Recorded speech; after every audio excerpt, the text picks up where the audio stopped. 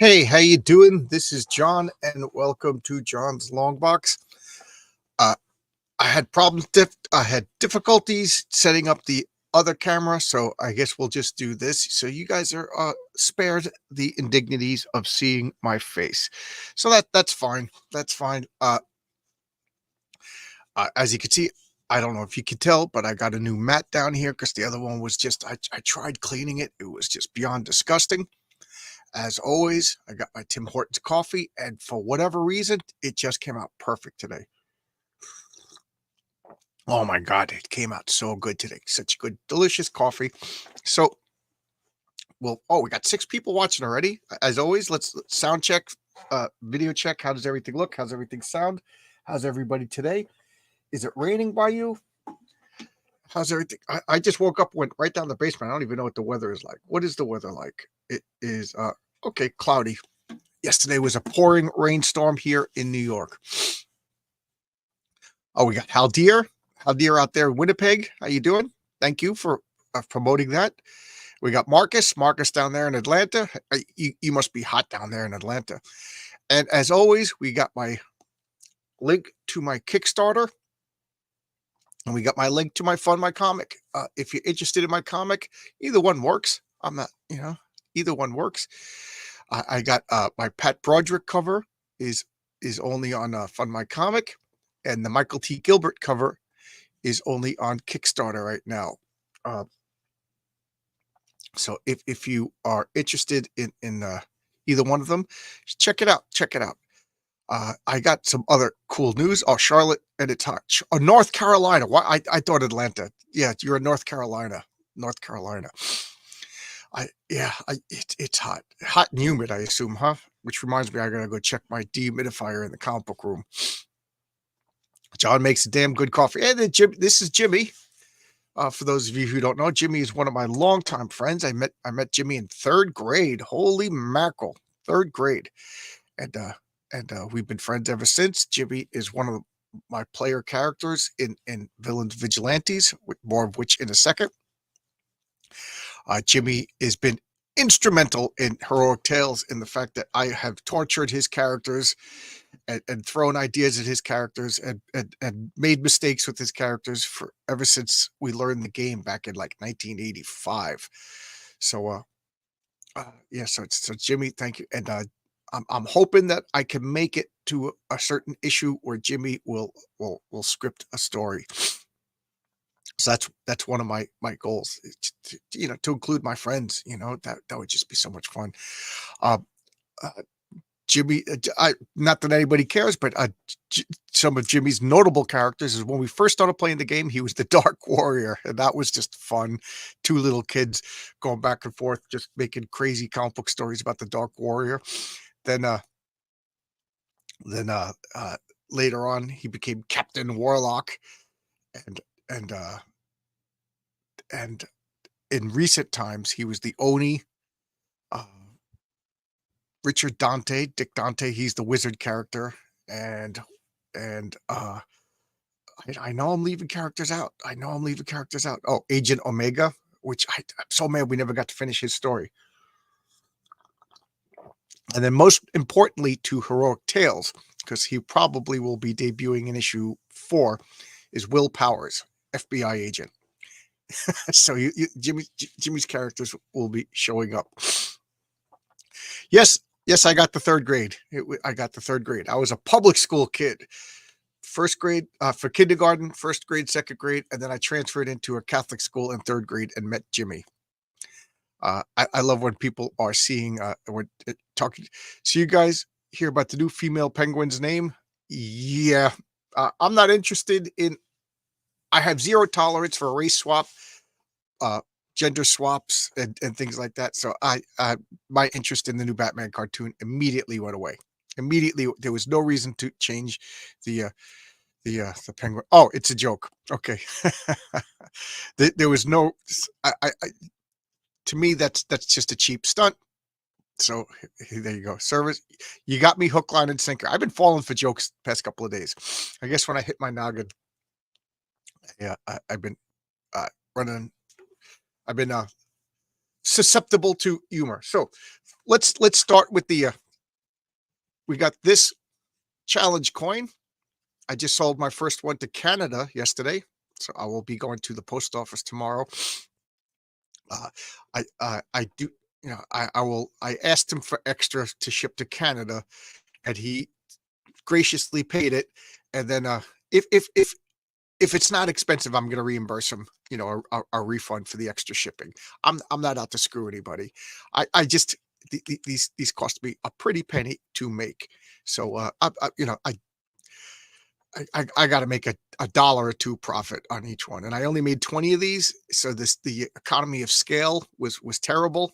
So yeah, if these sell well, I'll put in an order for double or triple. So I got 20 of these. One of these is mine. You know, so that's 19, and I think I'm down to 13 left. I think I'm down to 13 left. I got to count. But I just sold. Canada is international, even though I don't consider Canada international. So these are really cool. And just so you have a frame of reference, here is a quarter, a regular old quarter. And this is the size. So this is double the size. And also, I have plenty of these. The minimum order for these was 300. So I have 300 of these minus whatever's earmarked for the campaign. I want one or two. And these are $5. If you know, if you want to PayPal me, John's Longbox at yahoo.com, $5. You know, that if that's within the United States, $5 is plenty. You know, that'll include shipping. But this is rather heavy. This is 1 inch. This is 2 inch. That is the difference between 1 inch and 2 inch. All right. The other things I want to talk about is check this out. Okay. I got my cards. These are the trading cards. This is bent because the first one was on top of the box, so you could see what was in. So I'm keeping the bent ones. The non-bent, pristine ones are still in the box, ready to go. Maybe I'll order some sleeves. But so these are here. The trading cards are here. Look at that. Oh, tell me Roomba's not going to start activating. And that's the back. How cool is that?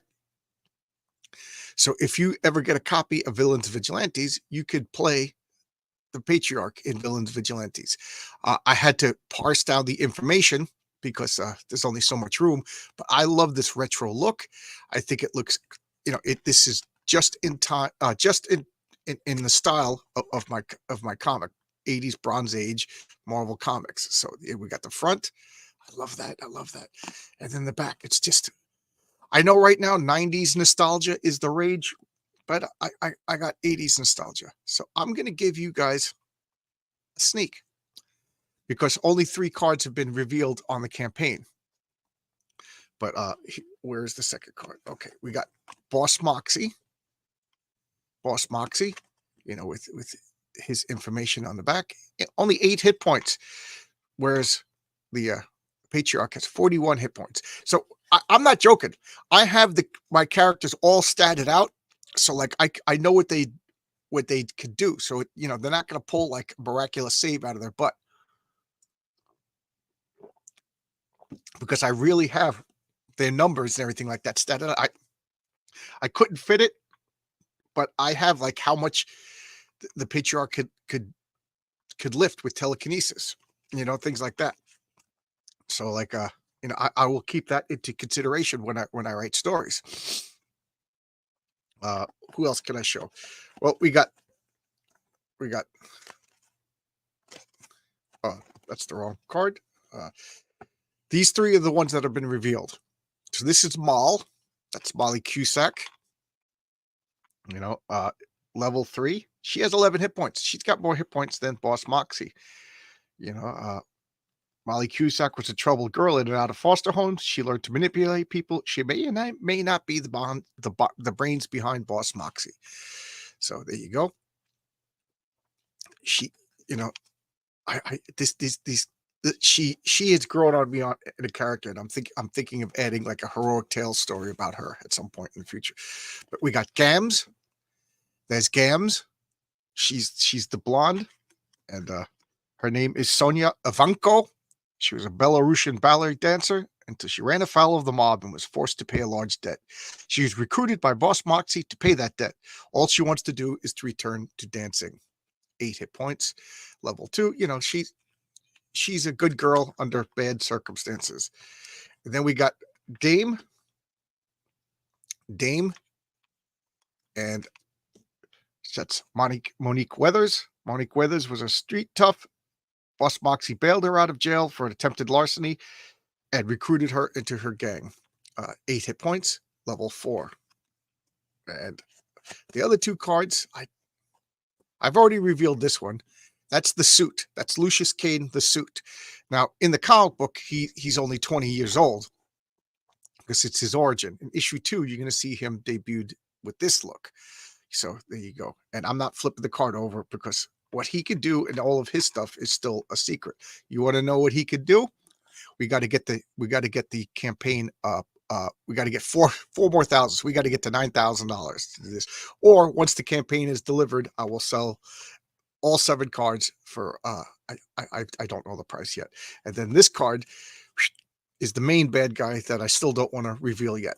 I still don't want to reveal the main bad guy yet. Not until the Mike Gustovich cover on Indiegogo.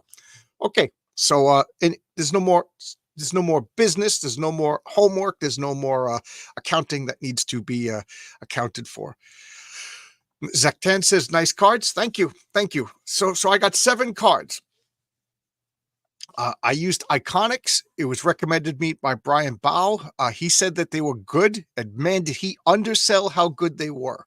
I called them. They sent me an email link. I sent them the all the pictures. I was like, and I was so nervous because I don't know how to do all this stuff.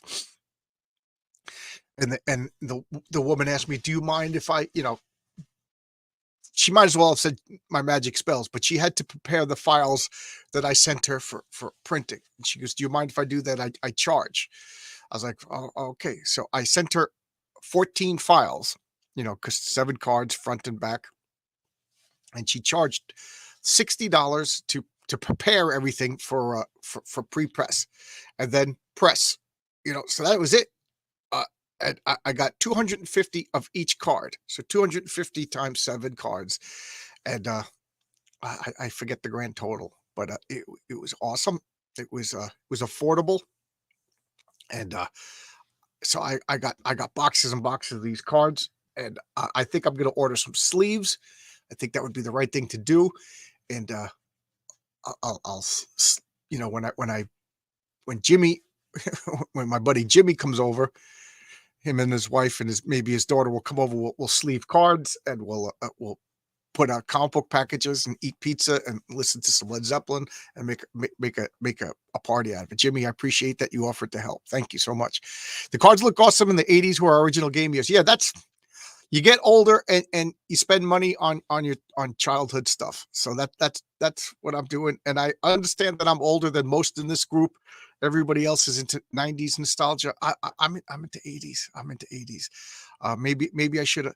It's funny because I have a comic set in 1999, 2000. It involves Y2K, and I want to ask Renzo if he could draw like a 90s style image. Maybe you could do that. That would be fun. That'll be fun. But I keep talking about future comics, and I realize I still got to deliver issue number 1, and even breaking my neck, literally breaking my neck. And even with the colorist's father in and out of heart surgery and traveling to go to specialists throughout Brazil, I'm still ahead of schedule.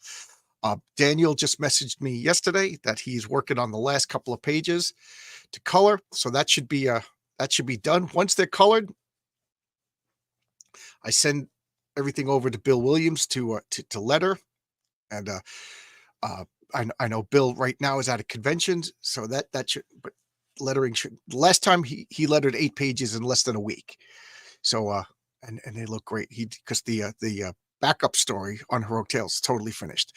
And then he recommended another guy, I forget his name. He's just waiting on me to send him the files for pre-press, and then he's going to do like this stuff, like the indicia and the credits on the inside cover. and then it's just deal with printing. That's it. That's it. So we're just the only thing I'm really waiting on is the last couple of pages to be colored, and even so, I think I'm still ahead of schedule to ship in the fall. I forget the exact date that I had in mind, and I didn't mention an exact date because that thus what lays madness. Before I open up the book, let's crack. We got Kirby. We got Pops. How you doing, Pops? We got Pops in the house. We got Comics with Jose. I'm also an 80s kid. Oh, there you go. 80s kid. All right. And that seems to be all the comments. So Marcus Kellegrew and I were talking on Friday night. We did it's clobbering time. We did Hellboy versus Spawn. A lot of fun. A couple people on Twitter have reached out and said that they enjoy it's clobbering time, and I feel so bad, but I don't remember exactly who it was, but they bought the collected edition of Hellboy Seeds of Destruction to read. They said that I intrigued them with talking about Hellboy. One of the things, does anybody know Pops? You might know. I'm talking to Pops, but you can't tell, but I'm looking at my screen, and I paid for StreamYard Pro, and it says present, and then it says extra camera, but I can't seem to get an extra camera. Like, I bought an extra camera. This is the camera that I'm using. So this is the camera that I'm using right here. I bought another one because I really like this one.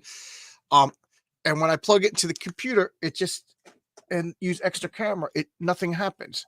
So I've been using my phone at running the sound through headphones, and I put the headphones in the laundry room so there's no echo. And that's been working, except now I can't find the little stand that holds my phone. But anyway, so anybody know what I'm doing wrong? How do I add an extra camera through the same computer? And why did I pay for it then? All right, we got Old Dirty Fatty. How you doing, Old Dirty Fatty? Good to see you. 30 people watching. Caleb Reynolds. Ooh, John, hail the chat. Thank you. Thank you guys for watching. This is my favorite thing to do. Oh, and last bit of serious business. I haven't heard from Kelsey Shannon. I just hope everything's okay. I reached out to Mike Barron. Mike Barron says he hasn't heard from him. Other people have told me that that Kelsey does do this, that he is the Swamp Thing and he submerges into the swamp to regenerate, and we will hear from him in a month or two. And Kelsey himself has told me that he needs to step away from social situations for a while, but I just can't help but I consider him a friend, and I just would like to know that he's okay. I'm not mad at him. He could do whatever he wants. I enjoy talking with him. I enjoy doing Two Beards, One Comic. Maybe he graciously is giving me enough time to regrow my beard. There you go. So Pops, I can meet up with you at StreamYard Box. Oh, thank you, Pops. Thank you, absolutely, thank you again. People in this have been so helpful and nice. Okay, so let's start with Marvel Comics Group, The Amazing Spider-Man, King Size Annual, number 16. One brace, one beard, one comic. There you go. There you go.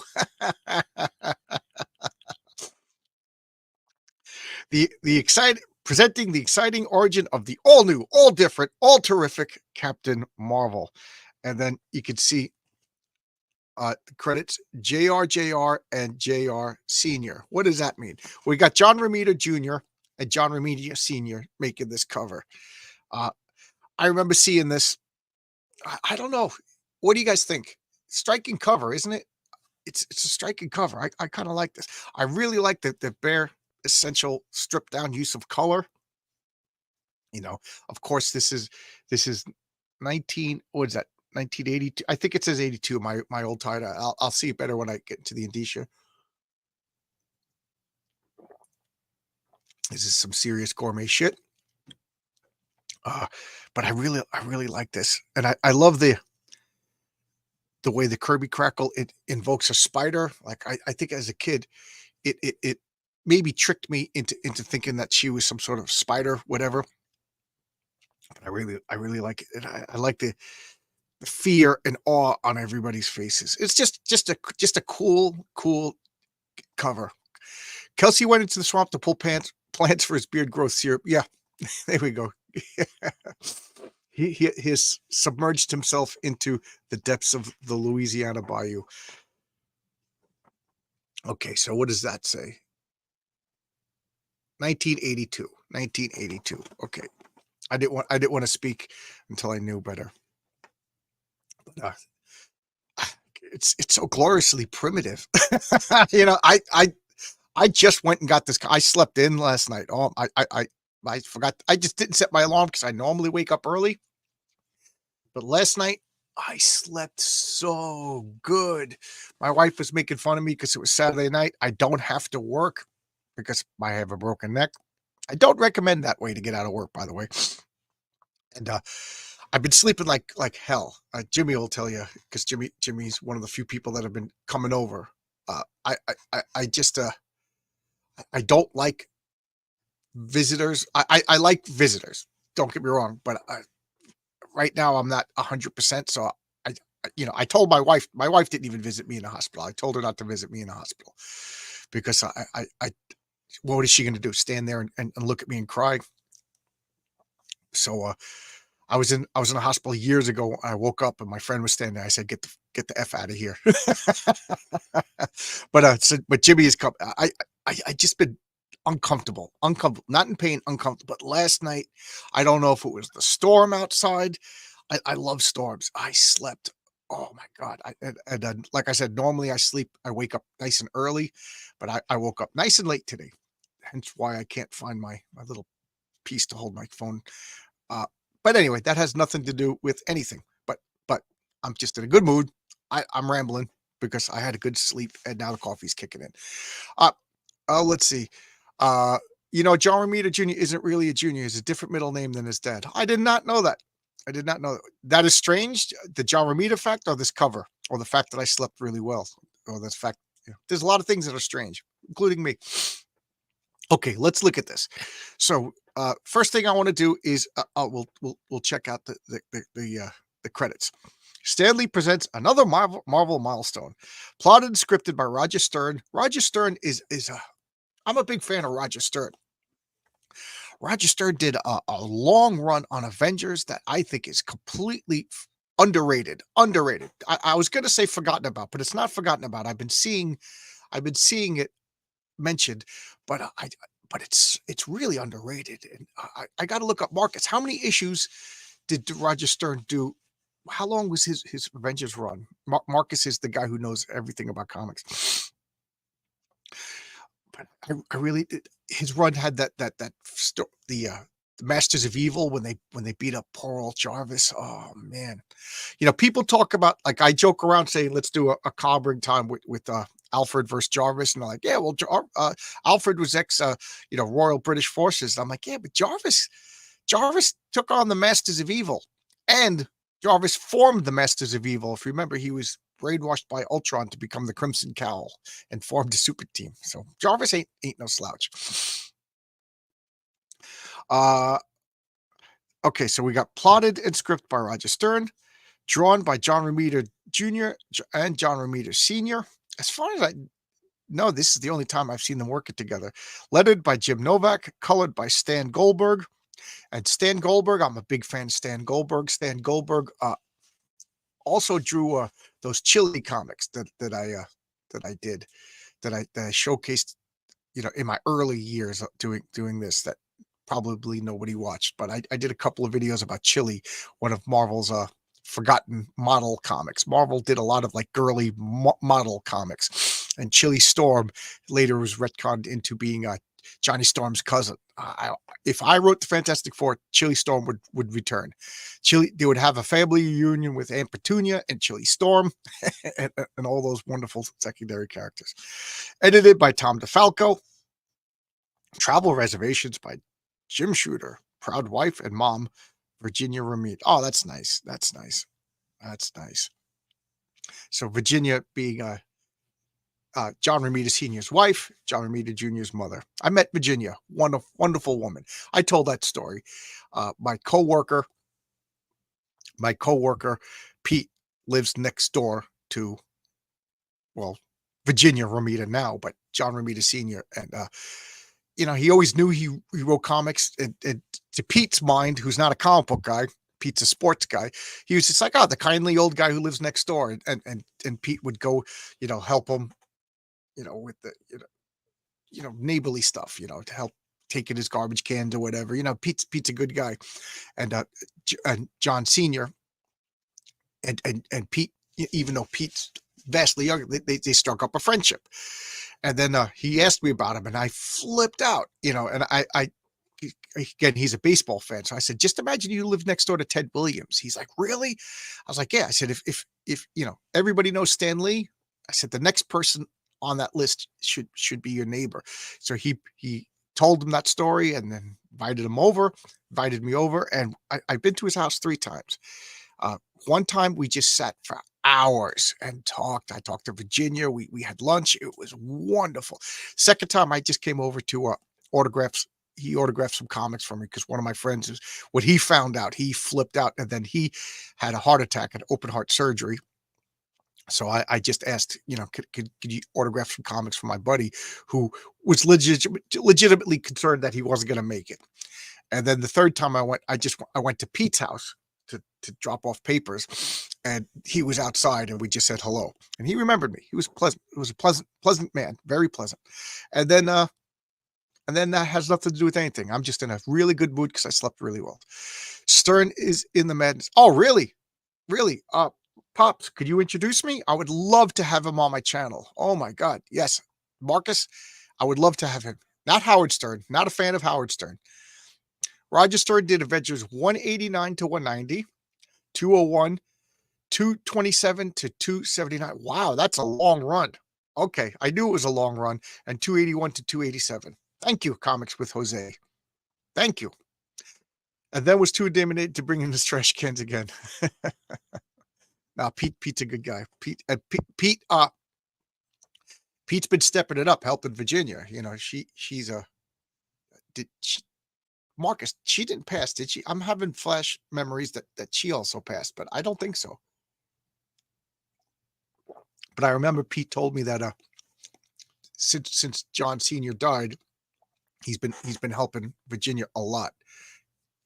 Yes, Roger Stern wrote a lot of Superman also. Yes, you're absolutely right. Being friends, at least acquaintance with your neighbors, is a survival skill. Yes. I go out of my way to be as friendly as possible with my neighbors. My neighbor across the street is an old curmudgeon-y old retired Marine guy. This guy looks like he gives resting bitch face. That's for amateurs. This guy is a terrifying, terrible looking old man. He ignored me for a while, and then when he saw me putting an American flag in front of my house, he saluted and introduced himself. And now we go out of the way to talk. Good guy. My neighbors directly to the left of him is a Mexican family, speaks no English, but man, they dress to the nines when they go to church. They are pleasant, always smiling. They come over for Halloween, like 900 little Mexican kids in costumes. They talk Spanish to me. I don't understand a word they're saying. They're pleasant. They're not. I wish I could communicate. They're nice. And then to my direct left is a Filipino family who are just they invited me over for a barbecue, and they were like, I'm sorry that all the food is Filipino and hot. And me and my wife were like, move over. It was super hot, and they were like watching us like, you can eat this? I'm like, yeah, this isn't hot. I'll make you some chili one of these days. Caroline and Ivy, they are great. They are so good. The neighbors to my right, I introduce myself. They wave, they smile. Whatever. But I'm surrounded by the immediate ring around me is pleasant. And why am I talking about this? I think Virginia's still alive. Good. It's a shame Stern can't get any work in comic. Man, that just stopped me dead in my tracks. That was like hitting that tree. Absolutely right. I didn't know he was looking, and I didn't know he was rejected. I naively think that old timers like this are set, and they don't need the work. Oh, you're absolutely right. Oh my God. All right, I got to refocus because that comment actually hurt my feelings. So look at this. 1982. This this is like an artifact of a bygone age, but just this is like right before computerized coloring, right before like my 3D assets and all that stuff. It's just so wonderfully old school, and I can see, you know, any new timers, any new people looking at this art for the first time, just being like, it's so quaint, it's so old. And yes, yes, it is. It is. Everything looks hand drawn. I don't see anything over here that looks traced. You know, just the colors are hand colored, and and they're not too faint. Like, who really wears this? Even in 1982, you didn't wear this. This was dated the day it was drawn. Oh, I just want to point this out. The half Spider-Man thing. I just always loved that. That became like a trope, I guess is the right word. It's indicating that Spider-Man is using his spider senses. It's just a little indicator, comic book shorthand of he's using his powers. It's a reminder that for every comic is somebody's new person. Somebody's comics, everybody's new person. Every comic is new to somebody. So this is like, oh, this is Peter Parker. He's Spider-Man. He senses something. It's just perfect. And yes, the patriarch is stealing that when he's using his senses. And it's funny because I described it. I said, he's doing the Peter Parker half Spider-Man face. And Renzo goes, got it. And, he got it. He understood as I blow my nose. So let's look at this. Wow. I've never seen anybody like her before, not in the Port Authority. She's stunning. And then we got this Foxy Cleopatra over here. And I look at the fashion sense. Got Peter Parker wearing yellow, purple, and blue. we got Monica Rambeau wearing purple, orange, and it's just so bad. It's great. It's so good. And he's just admiring her. Now, look at his eye color over here. They look green, but I think they're blue. Doesn't Peter Parker have brown eyes? Is that a coloring mistake? Am I crazy? Am I getting Mandela affected? I've been realizing that I've been Mandela affected a lot lately. So Peter Parker, look at this. I've worked right over here. This is Manhattan. It looks a lot like this. I'm not going to say exactly like this, but it looks a lot like this over here. Old pickup trucks. This is just all the oldest and stuff. This is 1982, but 1982, this was like how Manhattan looked in like 1971. And she's just following her down. Especially she's asking to get mugged. She's asking to get mugged. Look at this beautiful girl. She's asking to get mugged. It's kind of creepy now that I'm thinking about it with the modern sensibilities. So Peter's jumping up here. He's dressing. And look at these thugs. Look at that. Never in the history of America did street thugs look like that, except in comic books. I love that. It's so freaking charming. That's why when you're making comic book movies, just go with it, man. Just don't be embarrassed. It's, look, hey, Scud, look what's coming. Hey, chicky, baby, you want to walk so righteous, mama? Come on, let's party. You could party, Mojo. So we got Scud and Mojo. Scud and Mojo. Me, I got people to see and stuff to buy. My purse, you filthy creep, give it back to me. Mama, you want it? You have to come and take it. And then, actually, he was hoping you would. Now, why don't you be nice to old Mo? You done did it. You done did it. Before I turn the page. So for now on, as normal, before I turn the page, I will address the comments. JR based Monica on Grace Jones. I did not know that, but now it makes sense. Who I always thought he based her on, to be honest, was why can't I think of her name? Pam Grier. I thought he based her on Pam Grier. I didn't realize it was because Grace Jones isn't that va-va-va-voom where she is va-va-va-voom, and Grace Jones is built like a muscular stick. Peter never seen a pretty girl before. The perspective is so good. I appreciate when guys like Marcus say stuff like that, since Marcus is an excellent artist. Marcus went to the, school he was taught by Kubert and Will Eisner. So, you know, I when I say stuff like that, I feel like like I'm talking out of my butt, but I'm glad when Marcus backs me up. Monica Rambeau should go back to Captain Marvel. Carol Danvers should go back to Binary. I will respectfully and friendlyly, non-aggressively, non-meanly disagree. Monica Rambeau, I like her as Spectrum because it fits her power set. I think a Spectrum is a perfect name for her. I do not like Photon because she's more than light. She's Spectrum. She has all the powers of the electromagnetic spectrum, and it's a cool name. So I will respectfully, friendlyly disagree. And I like Carol Danvers as Captain Marvel because, again, the character has the gravitas. She's been there since the beginning. I don't like that they politicized her and made her Carol Manverse, stuff like that, but that's not Carol Danvers' fault. The character, I think, has the juice to be Captain Marvel. Binary was kind of cool too, though. So I'm not going to be too upset if she goes back to Binary. But I think if I had my way, Marvel would come back and Carol Danvers would be I say Marvel coming back, but I don't like that. I think Dead should be dead. But I liked her best as Miss Marvel in that glorious costume. The wrinkles in the clothes are great too. Yeah. I've been hearing that drawing wrinkles in clothes is difficult. Morning. Hey, Torchbearer Studios. How you doing? The colors are wild, but people still wear 5 to 10-year-old clothes in every day. Did you see my drawers? Not my underwear, but my clothes drawers. I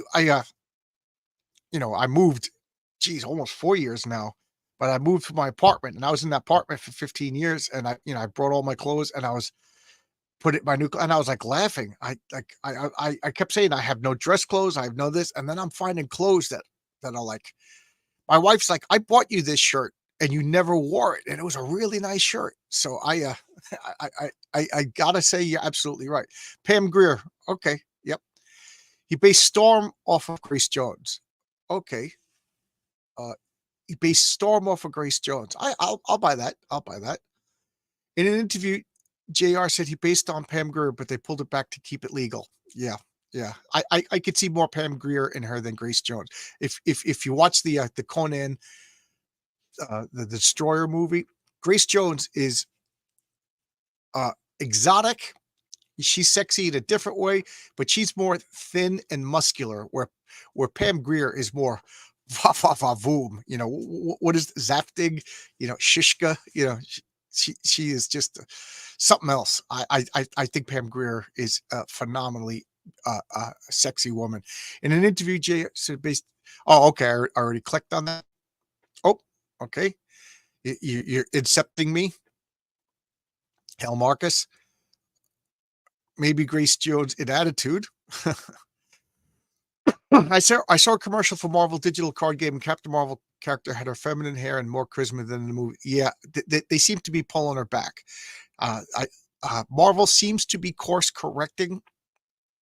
Seems, because I don't know, because I haven't read it. Although I just finished rereading Agents of Atlas. Man, did I love Agents of Atlas. I love that. So I just ordered the 5-issue third series of Agents of Atlas, where Jeff Parker, I think he wrote the first 2 issues, but then Greg Pak wrote the last 3 issues. I don't know. So I'm kind of wading into the Marvel era after I quit. So, but I'm still 10 years behind. Yeah, I read that it was both of these guys say different things in different interviews. Yep. Yeah. It's no need to. Yeah. They don't always just visually when they say they based, they took a few things like Irish Charon. Is that her name? The model that George Perez based Starfire on, but he says he based her on her, but he also based her on his ex-wife. And man, if George Perez's ex-wife looked anything like Starfire, good for him. There's a lot of bases on like the patriarch. I based on Superman. I based on John Hamm. And then I just based on what I thought was like a powerful male archetype. So did I base it? So if they make a patriarch movie, I would love like a muscular John Hamm to play him, but does that mean he's totally based on John Hamm? Kind of. I lent Jeff Parker a micro pen about 25 years ago. Did he give it back? Did he give it back? He owes you a pen. Okay, so a lot of comments. I love it. Oh, wow. See, this, I kind of don't like opening up the comics and previewing these because I like my reactions to be genuine. Oh my God, Star Frontiers, TSR. I'll pick up the comic. TSR. Dungeons and Dragons. Anybody play Star Frontier? Now you're going to get me talking about role-playing games. Jimmy and I, who's in the chat, we played Star Frontiers, and I just wanted to fly around, but this is like Math the Game. I remember you got to like do mathematical equations to travel. And if your math is wrong, that tells you the percentage that you're off, and then you got to compare that to your fuel, and I do like a lot of that realism, and to the point Jimmy will back me up. I got super anal retentive a lot in V&V, especially when we did space travel and stuff like that. I've pulled away. I pulled away from that stuff. There was a point where I was just like, the rules Nazi, and even I, at the height of my rules Nazi, I couldn't take how difficult this was. Math the Game, and at one point they used a base 16 system, so your numbers went to like 1 to 10, and then from 10 they used like symbols. Like, it was just, I don't know, it was like playing calculus the game. I didn't like it, and then when we switched to V&V, Villains Vigilantes, this system right over here, you could do space adventures, you could do fantasy adventures, you could do superhero adventures. To me, it's the all-purpose role-playing system, and even then I house ruled it to death. And if you're interested, you could go to the Villains Vigilantes forum.com, I think /Heroic Tales, and you could check out. And if you go down to the rules section, you could see all my house rules. But enough about that. Let's get back into this. So she's getting muggeroonied, and she's doing the old jiu-jitsu on this. Look at these old Oscar the Grouch garbage cans, and she's taking them out. But now they ain't gonna stand for any of this. They got knives. Look at the backgrounds over here. And again, I like to point this out. You don't need the backgrounds. We have the establishing shot. They're in the first panel shows that they're in an alleyway, and over here that shows that they're in an alleyway. But look, 1, 2, 3, 4, 5. 1, 2, 3, 4, 5, 6, 7, 8. 8 panels in this page, and only 3 of them have backgrounds. But our brain is filling the rest in, and I always love this. I always remember that. She's just beating it. That's Pam Grier. That's Pam Grier. You look pretty tough, hon. How'd you move so fast? Well, you wouldn't believe me if I told you, sucker. So I love this. This is 1982. We're referencing blaxploitation films that came out a decade earlier. And then she just leaves these punks in an alleyway. I love it. I love it.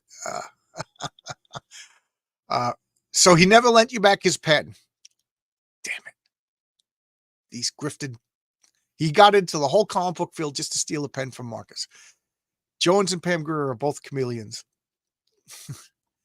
Keith had the character that opened the monkey bar. I don't remember. There you go. This is to my forum if you want to go check it out. Thank you, Marcus. Isn't this story trying to make us instantly like Monica because Peter does? Yes. We're being manipulated. Isn't this story? Gordon has a echoes of what is that line from Gladiator? Echoes throughout eternity. Good morning, David. Good morning. I had Gamma World and the Traveler, which was awesome. You know what?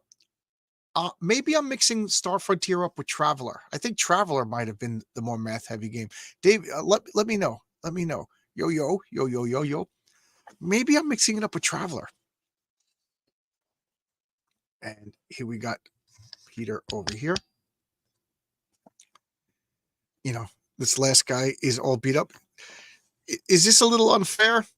Now that I'm looking at this guy doesn't seem to be an immediate threat, and Peter just bonks him, and he's just like, so that lady, Seems okay, but my spider sense is buzzing more than normal.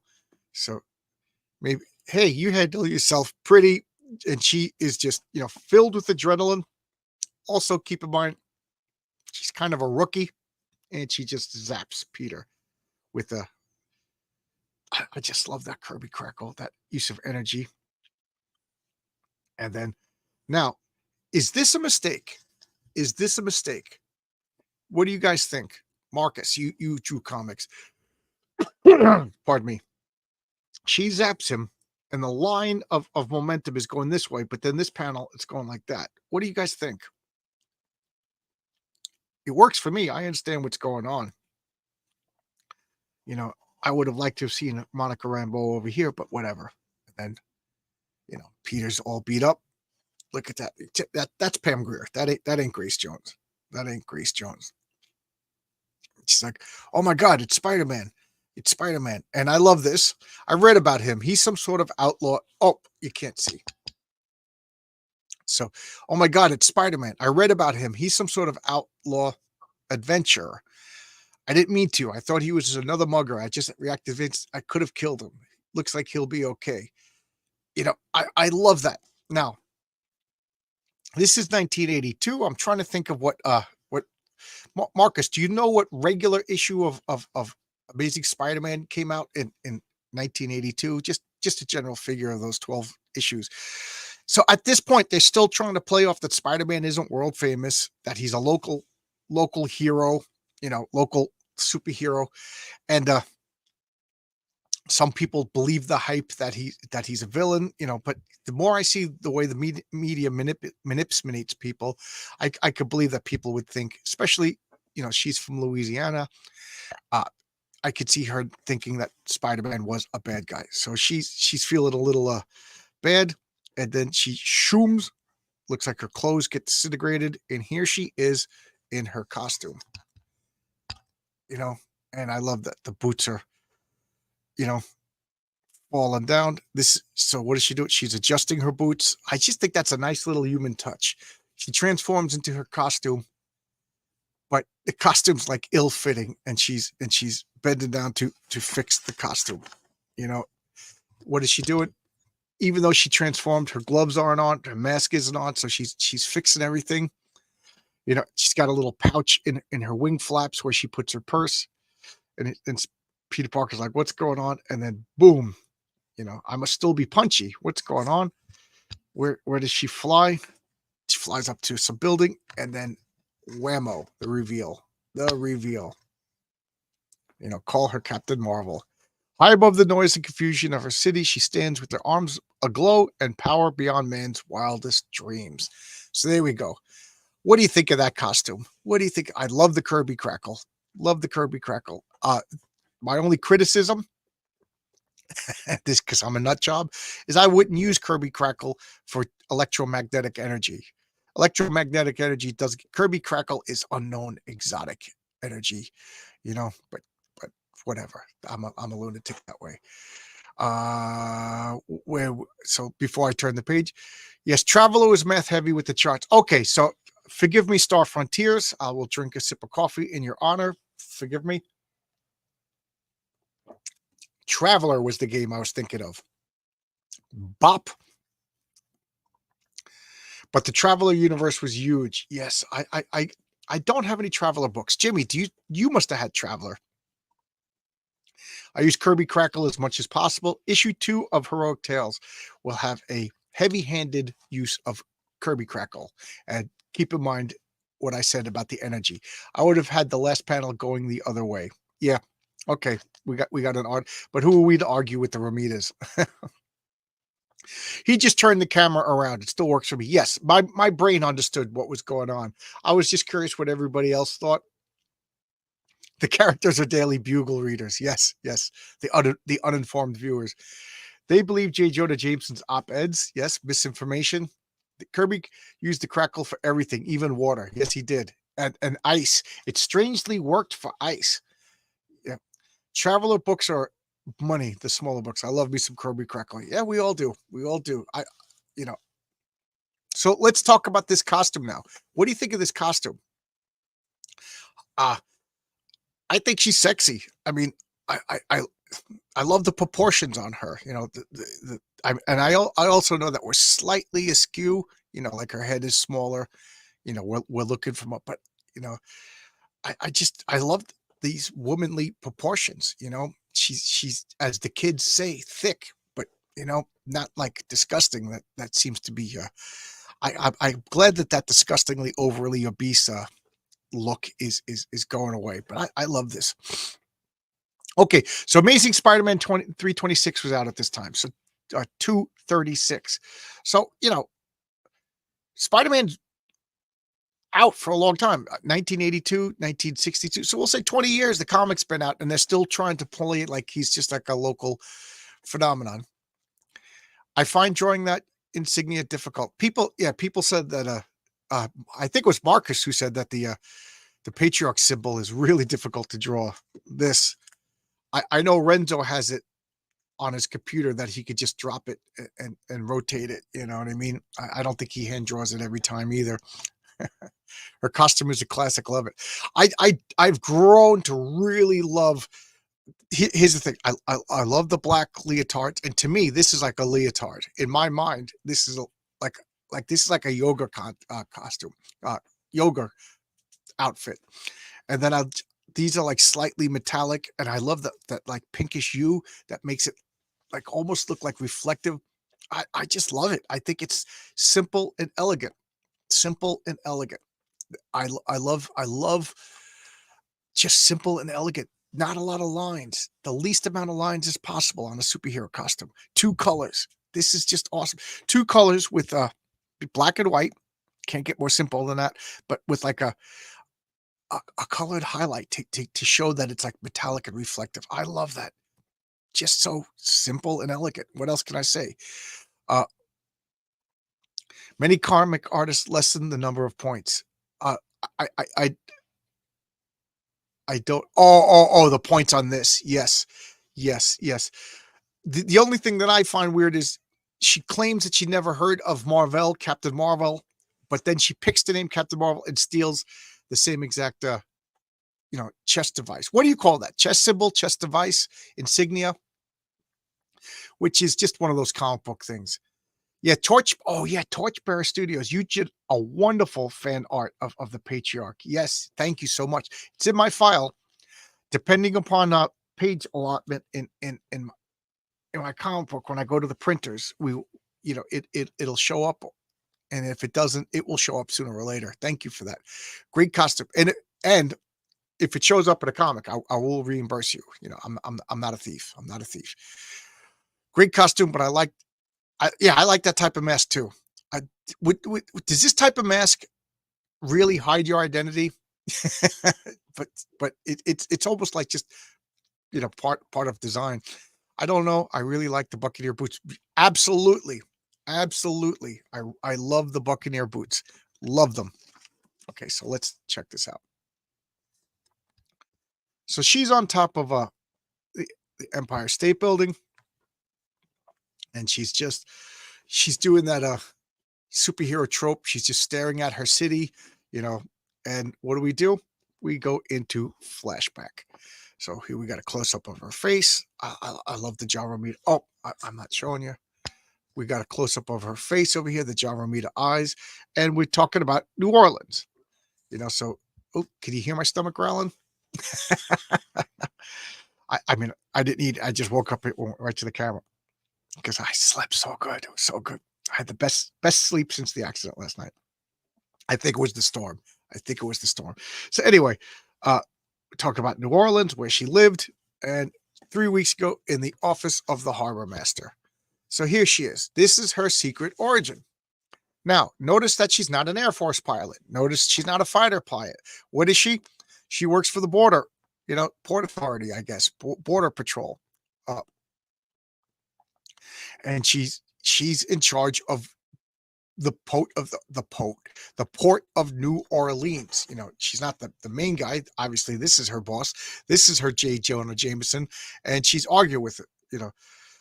She didn't get promoted. They promoted a man. This is man's world over here, and she's pissed. You won't put me in charge of a parole board. So I love this. Monica Rambeau is a fascist who's in charge of, enforcing the border in the Gulf of New Mexico. That's her origin. That's her civilian career. So she's storming off. She's storming off. She is pissed. Look at this. She's got the Billy Club because she's a fascist pig. And I have half of mine to Monica Rambeau. I'm Professor Andre Leclerc. Your grandfather and I were in the war together. Uh, could you help me? And what is she doing?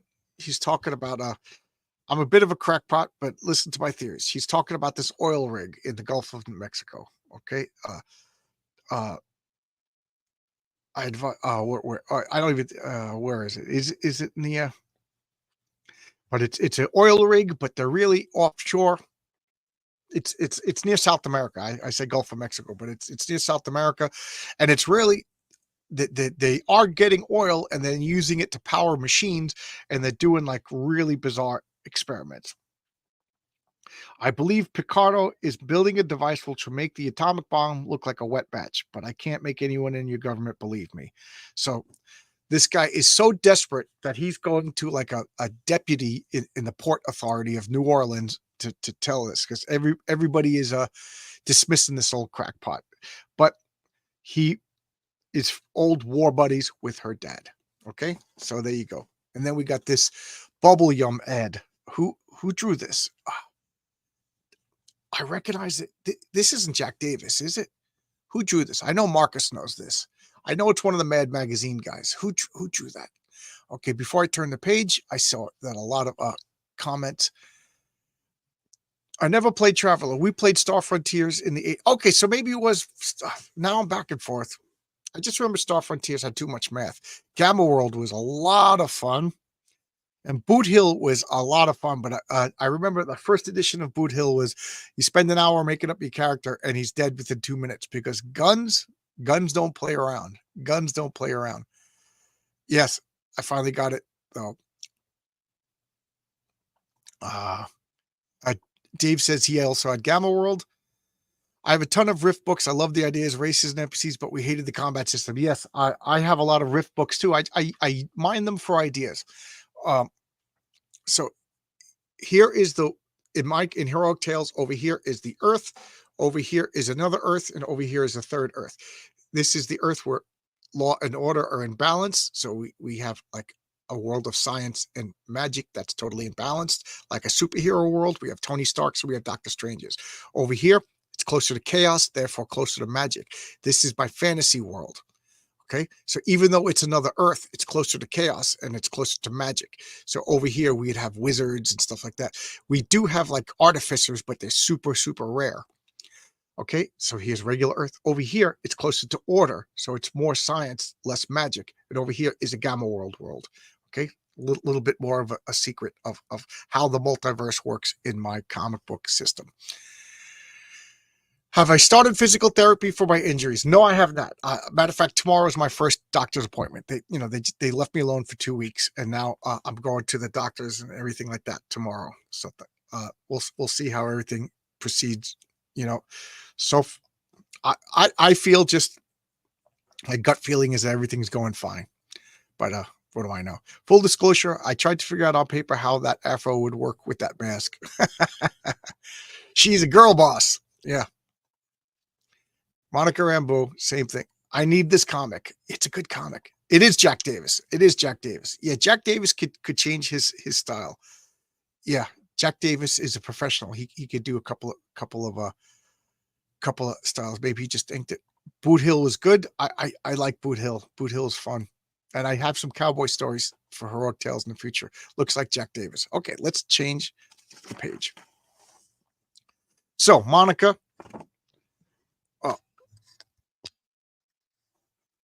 So Monica agrees to help. Maybe I can think of something. So I'm getting the geography wrong. She's taken a couple of days off work and she's helping her dad's buddy, and she's taken a boat. She grew up on the water of Louisiana. They got a boat. So it's somewhere in the Gulf of Mexico. this oil rig, so how that's going by without the eye of it's funny. I'm getting mad at myself as I'm saying this. How does this go by like without the government watching and stuff like that?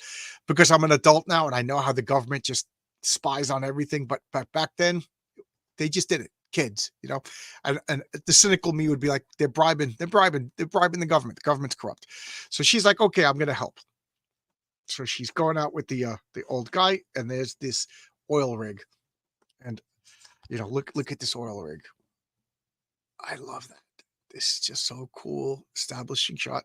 We got the boat down here to show that, this is just brilliant. Her, the rebels, the Star Destroyer over. It just shows you the scale and scope of everything. They're pulling up. They got the guards over here, and now my question is answered. Okay, so forgive everything that I just said about the government. How is this operating? Where is this operating? Right here. Roxxon has leased this tower to us. This is so Roxxon Oil. Roxxon is the evil oil company throughout the Marvel universe. Roxxon is the stand-in for everything that's bad about capitalism. And as much as I am a right winger, I'm not blind. There are abuses in capitalism. There's mostly crony capitalism and government bribe officials and things like that. Still, we live under flawed capitalism, which is still better than living under flawed communism, because let's face it, all we can get is flawed. This is the real world. So flawed capitalism is a million times better than flawed communism. Okay, so let's get that out of the way. So now we got Roxxon. Roxxon is the evil oil company, Exxon. And Roxxon, since I started reading comics, Roxxon has always been the bad, evil, ultra bad company. They did this whole story of they were searching for the Serpent Crown. Like they tried to buy into Project Pegasus, because Project Pegasus was looking for that was like a government program that was trying to deal with energy, alternative energies, and of course Roxxon didn't want. They just the bad company. So Roxxon built this oil rig and is now being funding this extra dimensional research. So she's like, oh darn, the old crew always let me picnic on their copter pad, and it's such a nice sunny day, So look, Monica Rambeau is not above using the old womanly wiles to get what she wants. And they're just like, escort the young lady to the pad. I will accept full responsibility. So now she's vamping it up, walking up here and meeting Picardo. Oh man, Marcus, Gordon, Jimmy, would that work for me? I just pull up on my boat. I got my Spider-Man underoos on. Hey, anybody let me sunbathe up there? Can I get up there? But that works for me. That works for me. That works for me. That's a great face in the first panel. Oh, right here. Marcus is talking about this. That is a great face. That is a great face. Great face in the first panel. I agree. I think of Alpha Flight when I hear Roxxon. Why Alpha Flight, may I ask? I always think of the Avengers. I always think of the Avengers, especially the Serpent Crown story with the living laser. And, that's around Avengers like 140. Of course, all oil companies are evil. I just looked up Spider-Man in 1986 Marvel Universe Hamburg. It said his eyes were brown. Yeah, I thought that was a coloring error. Nice bathing suit, absolutely. That's a Greerish bikini body, absolutely. The more I see, I'm not seeing any Grace Jones in this. I'm seeing Pam Grier. I just looked up Spider-Man. Oh, okay. Gordon Goodbrother is talking to us from 2 dimensions. Torchbearer Studios. Roxxon was financing the research that created the Guardian Vindicator. Oh, that's right. Absolutely, yes, because the original Vindicator suit was for mining. Good, nice. International corporation that they're working in mining in Canada. Oh, excellent. Good call. Thank you. I love it. So here we got Picardo being a horn dog, just chilling with Monica Rambeau. Like, tell me that's not suspicious. Tell me that, like, this guy Picardo, like he thinks with his wee wee, right? Because this is not like classic honey trap setup. I mean, they obviously know that industrial espionage is a thing. They got these armed, uh, stormtroopers from Spaceballs. You know what I mean? And then this super sexy vamp just wiggles her way up the ladder. Come on, Picardo, how did you get your position? You are that easy, but and then whoop whoop whoop whoop. What's going on? Intruder. And I just love how this oil rig just looks like a city. It just looks like and you better believe at some point in Horror Tales will take point on an oil rig. I just love the whole idea of if it's a controlled town. It's independent. It's its own like exotic, independent, controlled location. You know what I mean? That you could just insert anywhere. You could insert it in the polar climates and you know tropical climates. I can't speak anymore. And look at this. What's going on? Who did you say? Who else is coming up here? What's going on? What did you think you were going to trick me? Absolutely. I thought I was going to trick you, and you got tricked. And then what do we got here? The old man. I understand perfectly, Leclerc. My energy disruptor, powered by the fruits of your theory, can totally obliterate any city within 2,000 miles. No, the power is too unstable to be controlled. Now,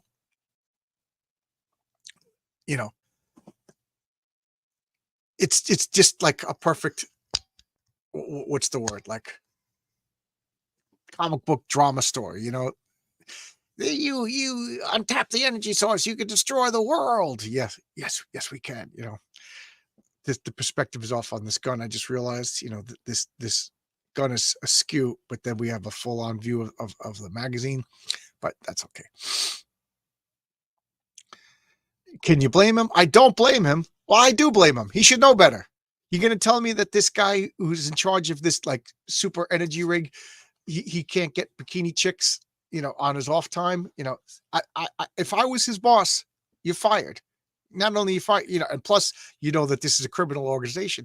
You're going to get this guy is going to be the test subject for the next mutagenic chemical and become a supervillain. Why? Because he can't keep it in his pants. Oh, now he's shaking her down. Yeah. You guys see Ethan's cover for Shane's comic with all the yep. I did see it. Not interested in the slightest. Even before Ethan tried to nuke me from orbit. But I wasn't. I just think it's crass. It's just crass. I love this. This area. This is what I aspired to be. This is my future goals. Over here. Look at how tight the Marvel offerings or Avengers, Spider-Man, Captain America, Conan, Daredevil, Dazzlers, Defenders, Doctor Strange, Fantastic Four, G.I. Joe, Ghost Rider, Incredible Hulk, Iron Man, Marvel Tales, which was the reprint book, Team Up, 2-in-1, Master of Kung Fu, Peter Parker, Power Man Rom, Spider-Man. Look at that. And then these special titles that were comic book store exclusives. Tight quality. Oh man, that tight quality. I love this. And how much? Wow, $6 for a 13-issue subscription. Wow, and $14 for these premium. Yeah, there was no. Oh, I shouldn't have turned the page, but I already did. No fluff. Absolutely no fluff. I was asking Shane why there wasn't a full nude cover with someone getting peed on to commemorate mint salad. Oh God. I'm trying for me to keep. I got on Ethan's case for constantly harping on Eric July. So for me to constantly harp on this is me not taking my own advice. So I said what I had to say. I got attacked for it, but that's fair too. Because in his defense, that's attacking his bread and butter. Because we all know that's his revenue these days. So I got my PP slapped, and to harp on it is hypocritical. So it's focus on good comics, positive, good comics. We need an oil rig adventure in V&V, maybe Dick Dante in the 70s or 80s. Yeah. Jimmy's character, Richard Dante, goes by the name Dick Dante because of alliteration, and he got sent back into 1962, and he's just aging his way back to the point where he got sent back. Well, maybe the toy tie-ins, but even those were readable. Oh, yes. Let's go back to this.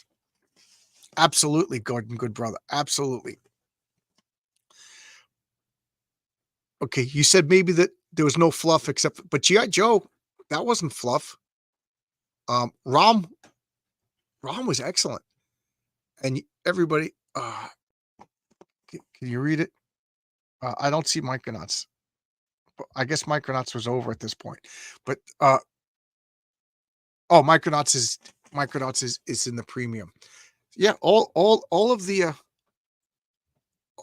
toy tie-ins were excellent. Absolutely excellent. G.I. Well, I never got G.I. Joe because I wasn't into military comics at the time. So I still don't have G.I. Joe because I got to start with issue number 1, and that's kind of pricey. But Rom was excellent, and Micronauts was excellent. I hate drama. Ethan seemed upset about your review of John's Godlike. Where can I find it? It was just on Twitter. That's it. Just on Twitter. I was a little mean about it because I didn't like what John said about writers being a dime a dozen. Well, if you're going to make a claim like that, then how come your writing sucked? You should have thrown 2 dimes at writer. So yeah, Ethan was mad that I didn't like Godlike. So I guess I didn't toe the party line. So I backstabbed Ethan. Sorry. The truth is backstab in his world. John's artist Godlike is good. Yeah. I said that the art was excellent. I love the art. I like Ethan's art. I think he promotes too much degeneracy, like John and Shane. His frog story is okay. So I like Cyberfrog. I'm not gonna lie. I'm not gonna back. I liked Cyberfrog. Cyberfrog was a good comic. Still is a good comic. I paid for issue 3 4 years ago, so I will be getting issue 3 if and when it ever ships. Well, that's mean to say. It will ship. I also paid for the premium box of Rainbow the Brute because I really love the concept. What do you want me to say? Ethan is a tremendous artist, and his storytelling is good. My only criticism is what. Why can't I think of the colorist's name? The colorist needs to tone it down a bit. He colors everything so much that nothing stands out, and sometimes it's with that super detailed art, with everything being colored in such a spectacular way, it kind of makes it hard to decipher in my brain. Like I could use a little less coloring like this. There's no mistaking the depth and everything like that. So there you go. I'm not going to turn back on anything because Ethan and I had words, but his comics are still excellent. I still don't like Eric July's comics, but what do you want me to do? The Rom figure looks awesome. I'm like tempted to buy it. I am so tempted to buy it. Hey, Pity Ma. Oh, it jumped. Hey, Pity Ma. How you doing? I had a lot of subs at this time, but was switching over to buy my comics from Heroes. Oh, you were subscribing. I have critiques of Worldview Warfare comics, like the Frog book, but that's not most people. Not a fan of the Gnostic Pagan Worldview. Okay. Yeah, Eric July's comics are rough. They're dull. They're dull and they're expensive, and because of that, I just noped out of them. What do you want me to say? TN, Ethan's outburst made me reconsider my contributions to his Rainbow campaign, and I'm putting all my money on hold now. I mean, I don't want to tell you not to buy a comic that you enjoy. I mean, I appreciate that. I'm going to take it that you didn't like his behavior, not so much that you support me or anything like that. But buy what you like. I'm not going to be a hypocrite. And because I do like Cyberfrog. It's a good comic. I really liked the 90s comic. But what hurt my feelings was he was making fun of the patriarch. I'm like, dude, The patriarch is a good character. Like, I'm sorry, it's not a robot frog that I made up when I was 5. Like Tramadeus. That's like embarrassingly bad, but whatever. Got a bolt going to see Deadpool across my finger. I still got to see Deadpool. Uh, exactly. I don't know what you're exactly. I've been talking, so if you could clarify that comment. Rainbow the Groot is 4 years late, but Cyberfrog 3 isn't yet. It will be after. It's not 3. It's not 4 years late, so it's only 2 years late. Okay. He's a pretty immoral dude and LARPs as a Christian. If he wasn't LARPing as a Christian, I wouldn't care. So my wife said the same thing. My wife said the same thing. You know, I don't know. So you just crystallized something though. The backstabby comment. So he was mad that I didn't like Godlike. So I backstabbed him. But I don't know. How's that Dino King going? And between you guys, I didn't want to get Isom. Okay, so now the floodgate is opening. I didn't want to get Isom. It looked terrible. I didn't particularly like Eric July. Like, nothing serious. He rubbed me the wrong way. Nothing like I want to go nuts and destroy his business. There's a lot of people that I've interacted with that I didn't like. Not as bad as Fabian Nicieza. That guy I actively dislike. But Eric July, I was like, okay, he doesn't know comics and he's pretended to know comics, but he's still allowed to make comics. So I was like, okay, I'm kind of done with him, but whatever. So I didn't want to get Isom because the name Isom drove me crazy. It doesn't mean anything. Isom is not a good name for superhero. And if you can't come up with a good name for superhero, everything else falls. That's the cornerstone. So I didn't want to get it. But then Ethan said it was brilliant. It was a masterpiece and the art was awesome. So I said, okay. And then I bought it. And then I was like, I don't like this. So I got issue number 2, because I'm like, oh, I don't understand what's wrong with me. Everybody likes it. I respect it.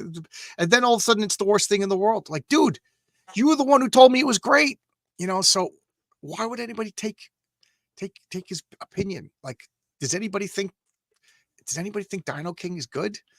I don't know. I don't get anything. He said Godlike was amazing. And it's not. Okay. Amazing Spider-Man 16. Okay. Smart wife. She's a keeper. Yes, my wife is. I said to her, having a near-death experience puts you in a very pensive mood. And the fact that like friends that I haven't talked to in 20 years have been calling. Last night I had a 3-hour conversation with one of my buddies that we were in a limo together at prom night. And then after prom we kind of college came and we haven't seen it. So I haven't seen him since 1987, and we had a 3-hour conversation. It was so much fun, so I'm getting pensive. I've been reaching out to people and saying thank you, I appreciate you and stuff. And of course some guys, they get a little embarrassed by the outreach of emotion and, hey, you okay, fag? But I understand. But I was telling my wife how, like, thank you for everything. You're the only person I could have married, putting up with my nonsense. So yes, she is a keeper. She absolutely is. Deadpool and Wolverine's like an early Image book, fun to look at, but the plot is kind of weak. Oh yeah. All right. I think I know that going in. Know the due date on. Oh, okay. Yeah, I wasn't a fan of Deadpool, but it was fine. I don't like the character of Deadpool. Deadpool to me is a poorly made character. I hate that he breaks the fourth wall. But Ryan Reynolds, I'm liking Ryan Reynolds. I'm liking his commitment. I'm liking the fact that he leaked footage during the first movie to show how bad it was going, to get outrage. I liked everything he's done, and that so I will see the movie. I like the first Deadpool movie. I didn't see the second one, so I got to go see it. I'll probably watch it tonight. Isometric. What does that mean? So what does that mean? What does that mean? I think you have a hang up about superhero. I do. I absolutely do. I wear it on my sleeve. A superhero name. That's why I can't like Cable. What the F does Cable mean? What does that have to do with his powers? What does that have to do with his function? What does that have to do with anything? It's that's why I like Rob Liefeld, but man, I got a problem with with his creations. I never bought Isom. It was too expensive. Yeah. If it was $10, like my comic, which is available on Fund My Comic and a Kickstarter, yeah, then I'd be like, okay, it was $10. It was $10, but it was $35. It's $25 and $10 in shipping. It was $35. You know, to be honest, I had to read God like twice to understand what's going on, but I liked it. I'm getting the second book. I really enjoyed the supplemental. Yeah, I I heard the supplemental is better. Okay, cable is too expensive. Cable is too expensive. Cable TV. All right, so let's check this out. So so now he's pissed off that he realized that he got honey trapped. So now, like a good supervillain, he's explaining everything. He's serious. It's only fitting that you observe my first test. I think the government of the United States will be impressed when their Fort Benning, Georgia suddenly ceases to exist. So he's going to destroy Fort Benning, Georgia. You know, screw Fort Benning, Georgia. You know, like I wonder, like, is that where his ex-wife lives?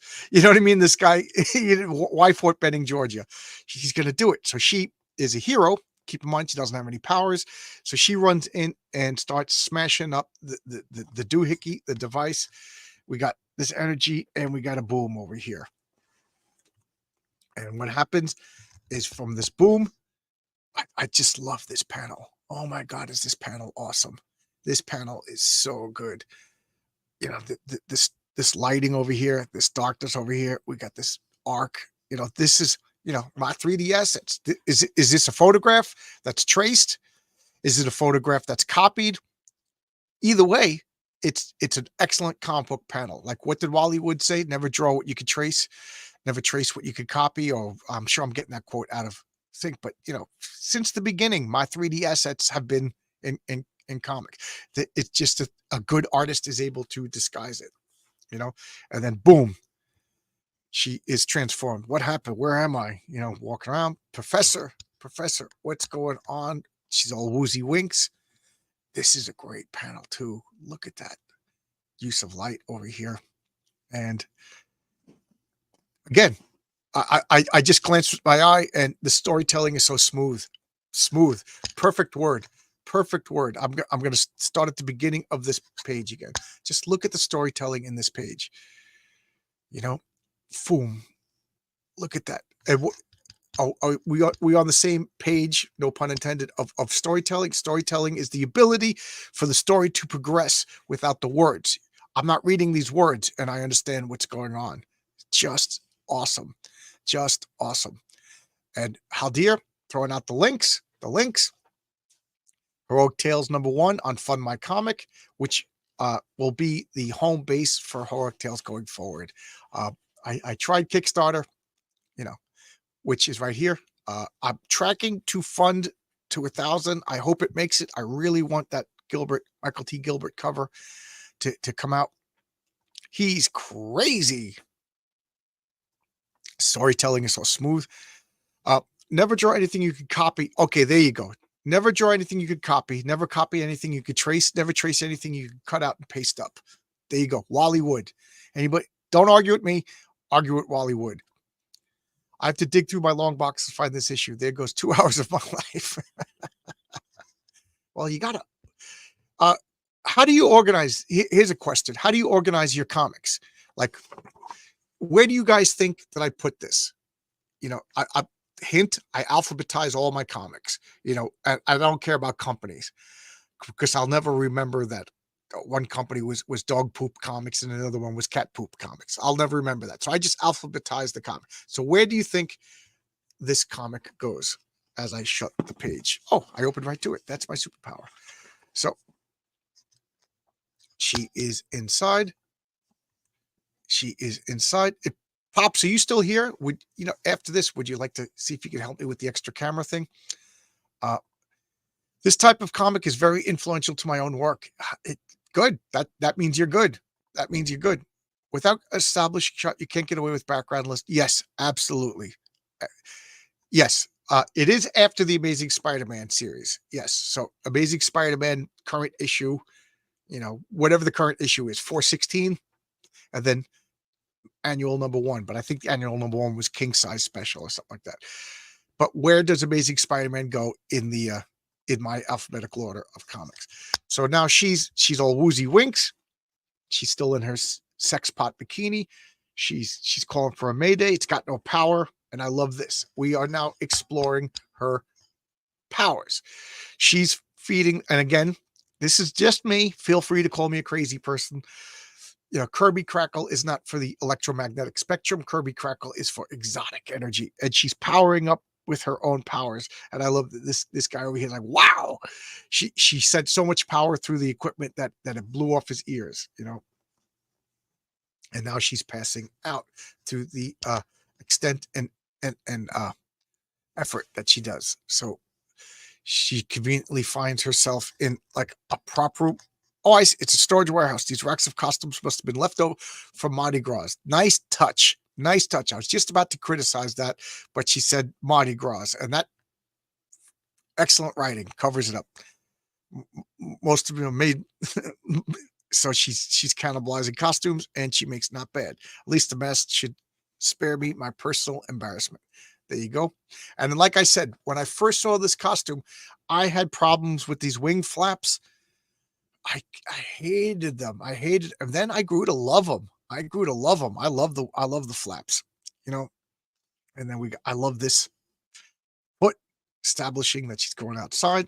Oh, and this I didn't notice. Look at that. We got this panel, like we got this borderless panel over here, and then literally framed by a frame of the mirror. That is just so cool. That is just so cool. Service Vero. In the Senate and the people of Rome, I salute you. I'm glad you're still alive, John. You're a good-hearted man. Those are the ones that always leave us sooner than they should. I appreciate what you do, John. Great. Oh, wow. You almost got me emotional. Thank you. Thank you. Thank you so much. I read all your comments in the Rorschach voice. Thank you. Thank you so much. I had a basement flood, so I had to carry armloads of comics out, and they still got mixed up. So there's currently, oh, geez. Terrible, terrible. Marvel annuals back then were generally good and complete stories. Absolutely. I cannot stress to you youngins how important and great the annuals were back in these days. They were important. I early bought and read Amazing Spider-Man and Peter Parker, the Spectacular Spider-Man. The other variant Spider-Man books were just not for me. It's funny because Peter Parker, the Spectacular Spider-Man was my Spider-Man. I'm pointing to myself. You can't see. Because I started on issue 1. You know, I got it on the ground floor. I kind of gave up on Amazing Spider-Man because I was like, I bought it. And then my friends pointed out, you know, the numbering. So I think I started around 143, and I'm like, there's no way I'm going to get 143. So I just gave up on it. But Spider-Man Spectacular, I got in at the beginning. The wing flaps were very 70s. Yeah, very disco. Usually it's mystical characters that have those flaps. Yes, I'm glad you said that because there was a comic called Young Heroes in Love by DC by Dan Raspler, and I forget who else. And you know, it was a precursor to modern comics because there was a bunch of superheroes sitting around in their hangout, drinking soda and beer and coffee and talking. But that was like they were loser superheroes. That was the point of it. Excuse me, I just had to take a sip. My throat was getting to me. And they had that conversation of like, what does it mean if you're the cape guy? What does it mean if you're the maskless guy? And they were talking about like the meta behind superhero costumes. I just love that conversation. And I use that term now. He's the cape guy. He's the cape guy. Web of Spider-Man was my Spider-Man. Same reason. Yes, it's funny when Web of Spider-Man #1 came out. I irrationally hated it. Oh my God. I was like offended by the existence of it. I remember looking at it at the comic store. I'm like, how much are they going to fleece us? Like I had no choice. Like that just shows you how much of a collector I was back then. Like I had no choice but to buy this because at that point that was good. And I refused to buy it. And it was up to issue 121 before I bought a full run of it on eBay. And man, these comics are like, they came bagged and boarded in high quality bags, and I got 1 to 25. mystical and cosmic. I will agree with that. So we still got a lot to go. So I need to pick up the pace. So now she's got superhero powers. She's got a costume. And notice where's Spider-Man? Where's Spider-Man in all of this? You know, so she's seeing the the energy signature of this rig, and she's like, oh, the professor. Boom. She transforms back, flying back. Boom. And I just love at this point, she's literally a rookie. She just got her power seconds ago. She's not in control. So she just comes like this overpowering boom. As she lands, she takes out a bunch of goons just from landing. And not only that, she cracked this support base. She's super powerful and doesn't really have a lot of control. All I could think of is like baby cobras. A baby cobra bites you, it just injects every last bit of venom into your stream. It has no control. Whereas an adult cobra will control. So right now she's a baby cobra. She shows up in time to watch MacGuffin over here get killed by stereotypical bad guy who wanted to blow up what was it, Mesquite, Illinois. And then we got the vortex over here with energy crackling out, and she jumps, takes him out. Remember, she was a fascist border guard, pig fascist before this, so she's taking out the crime and go to him, and then we got to do this. There's a wall between worlds. He's breaking down reality. She's looking at this. What do we do? What do we do? And what do we do? Well, of course, we watch Saturday morning cartoons. It's mega fun. It's mega fun on CBS, which was Channel 2. Mega fun. Let's see. We got the new Pandemonium. We got the new Meatballs and Spaghetti, because the old Meatballs and Spaghetti wasn't good enough. We demand new Meatballs and Spaghetti. Gilligan's Planet, the Roadrunner Bugs Bunny Show, and Sylvester, Tweety, Daffy, and Speedy. Speedy is everybody's favorite, Speedy Gonzalez. So I will leave this for a second while I address the chat. Yeah, Captain Marvel took over the book. Yes, this is. Do you ever see those? What do they call them? Backdoor pilots when you're watching a TV show, and they got the old switcheroo. The most famous one is the Brady Bunch. One episode of the Brady Bunch was about a family that adopted a white kid, a black kid, and an Asian kid. And then there was an episode of Supernatural about like immortal beings, like vampire type. And they did that a lot, backdoor pilot. So this is just a backdoor pilot of Captain Marvel. I'd love to have all these old comics, DC and Marvel and all this stuff on hand on a hard drive digitally. People would love to buy it. Yeah. I like physical comics, but yeah, I can see where you go.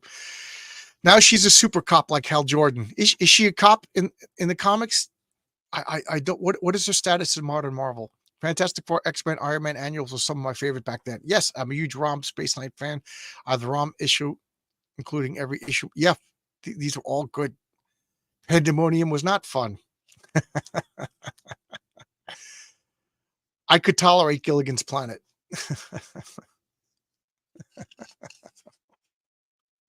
So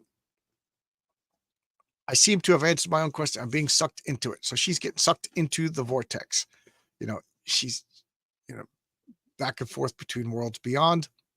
And, look at that. I just realized drawing blood over here, literally they're drawing blood. And then this guy with the evil face, your captain is beyond helping you, Leclerc, and I should be more than happy to repay you for your services. Professor, no, she's being drawn, but damn. And then out. So what does she do? She transforms into energy, and she reaches out and disintegrates the bullet. And as some sort of undefined electromagnetic energy, she destroys the gun, and transforms into her human form. Once again, Monica Rambeau is transformed, blasting free of the dimensional hole and sealing it shut, atomizing the bullet in midair. So she takes care of two birds, one stone. This old timer is clutching his wound in his purple jacket.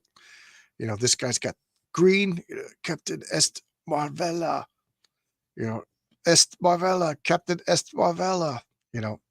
That captain is a marvel, he's saying. And the next day, old timer, or time 2 days later, okay, at the harbor headquarters. I turned the page without adjusting the chat, but what do you want me to do? If Spider-Man and His Amazing Friends was on at this time, these CB shows were dead to me. Yeah, I agree. I would like physical as well as housing and moving. Yes. My back room behind me is a mess right now. I meant now in this comic. I'm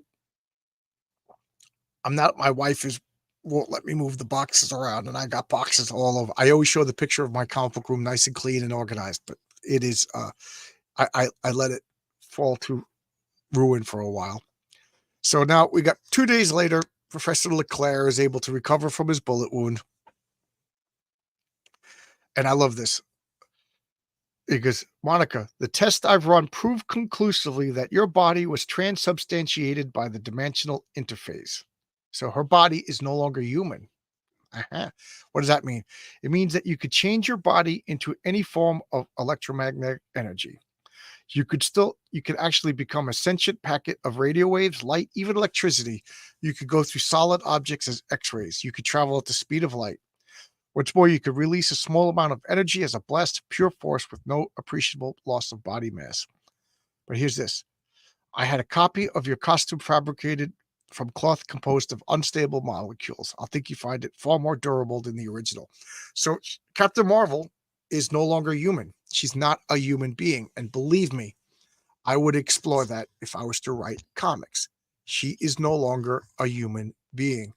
And you understand why I like the name Spectrum, because she controls and can become any wavelength on the electromagnetic spectrum. So I think Spectrum is the best name for her, not Photon. Photon is a fraction. Like Photon's a good name if you could control light, but she could do everything. So Spectrum is a perfect name for her. The Navy investigates explosion over here. You got cool powers. You should use them. And then what does she do? I quit. What's going on? I don't need your little ranks or your anymore. I'm leaving. So she's going off to work with Leclerc. So we've got a nice, runway model shot of her. You see the butt, you see the profile of the boobs, everything like that. You always see the Hollywood actresses do that pose. There's my favorite building, the Chrysler building in the distance. And the flashback is over. She flashes back down. She's taking pictures of Manhattan skyline or using binoculars, and Spider-Man comes up. So now she's on top of the Empire State Building. Again, my 3D assets. Spider-Man's climbing up, sneaks up on her. Stalking this poor girl and then shooting a sticky substance at her, and she's not there. Boom. What happened? He's looking at what she's looking at, and a little kid up on top of the Empire State Building without parental supervision is, dressing down Spider-Man. And I love this like big old roundish tick looking spider on the back of Spider-Man. Let's see. Monica has her own Professor Hamilton Superman, at least for this issue. Yes, quickly forgotten about. Yep. Professor Hamilton, for those of you who don't know, he debuted in the Adventures of Superman radio show, or TV show rather. And then Jerry Ordway brought him into the Adventures of Superman comic, and then he was quickly forgot about. I like that character. Reed Richards and his ultimate MacGuffin device, unstable molecules, super suits. Gotta love it. I'm going to go get a job with the Avengers. Too bad for a character that was created so Marvel could keep the character name. Not too bad. Yeah. Yes, I agree. For those of you who don't know what Marcus is saying, Marvel didn't want the trademark or the copyright or whatever. I'm not up on the legalese. Didn't want the name Captain Marvel to to become lapse. So they created a new Captain Marvel. And that's why they put the name on the cover so they could, restart the copyright, trademark, whatever it's called. Spider-Man sneaks up on her twice. Bad move. Yep. So, and that's exactly what this is. This is keeping the name Captain Marvel under the Marvel banner. Got some ads over here. How do I know you're Spider-Man? All right. So he's showing this kid that he's really Spider-Man. And why does he need this kid to know he's Spider-Man? He's begging a quarter off him. He doesn't have a quarter. He wants to see what Monica is looking at through the binoculars. She looked through the binoculars and then she took off. So he didn't touch it. He didn't move it. So he wants to see what she's looking at. What is the center of focus? He doesn't have a quarter. The kid gives him a quarter. He looks, and now he's going to go and check out what she's looking at. Okay. The Baxter Building is being rebuilt. I love the continuity of this. The headquarters of the Fantastic Four. So Monica Rambeau goes to the Baxter Building. What a mess. I love this. I love this. I'll adjust this. So 61 people watching. Wow. What a mess. It looks like someone went through here with the battle axe. And I've heard that the FF has enemies, but who would do this? See Fantastic Four 242. Well, somebody did go through with the battle axe. His name was Terrax. Terrax the tamer. Terrax, the terrible. And he goes, why? I need to talk to Reed Richards. And then we got every blue-eyed thing over here, smoking cigarettes. Look at that lightness. He's got his lighter. He's smoking. He's blowing smoke rings. He's just, we don't do that stuff anymore. He goes, I've absorbed excess energy from the hole, and now it's building up inside me. I need a place to detonate like a 1,000 megaton bomb. And thing is like, what? Get out of here. We got to do this. We always seem to have a lot of that signal you punch. It's a direct line to the Avengers. Matter of fact, it is so that I could go to the Avengers. Boom. So she jumps in and she's going to Avengers Mansion, and Peter Parker, Spider-Man, shows up a minute too late. He goes, what's going on? She changed to a bunch of radio waves and headed for Avengers before she explodes. Explodes? Oh no. So Spider-Man is off to the Fripp Mansion, a real location in Manhattan that's been transformed by the majesty of Stan Lee's imagination into the Avengers Mansion. And Tony Stark just hanging out in his armor, and then Kirby Crackle energy just explodes out, and a hot chick shows up. We've all wanted that, right? Just on the internet, tap it away, like Weird Science, hoping a hot chick shows up. And I love this. As she explodes through, it overloads everything. We've seen the door tentacles so many times in the Avenger, the guns, everything. Jarvis, his lunch is getting deactivated, and Captain Marvel accidentally overrode all of Tony Stark's systems in his Iron Man suit. And at this point, he still needs the suit to keep his heart beating. So, I need a tiny spark. He's legit dying right now. I know that is a, kind of solved at this point, but at this point she needed to, at this point it was still a big deal. Here comes Jarvis. What's going on? He's going to die. So stand back. What's going on? They think she's a villain. Shameless trollop. The other Avengers will not let this attack go unanswered. I love that. Jarvis comes in, calls Monica Rambeau a shameless trollop. Shameless trollop. Here comes Spider-Man showing up, seeing everything that's going on.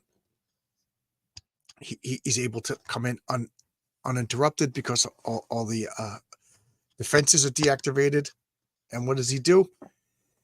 He catches Captain Marvel. Captain Marvel explodes some energy, and she's like, my time is running out. I'm going to blow up.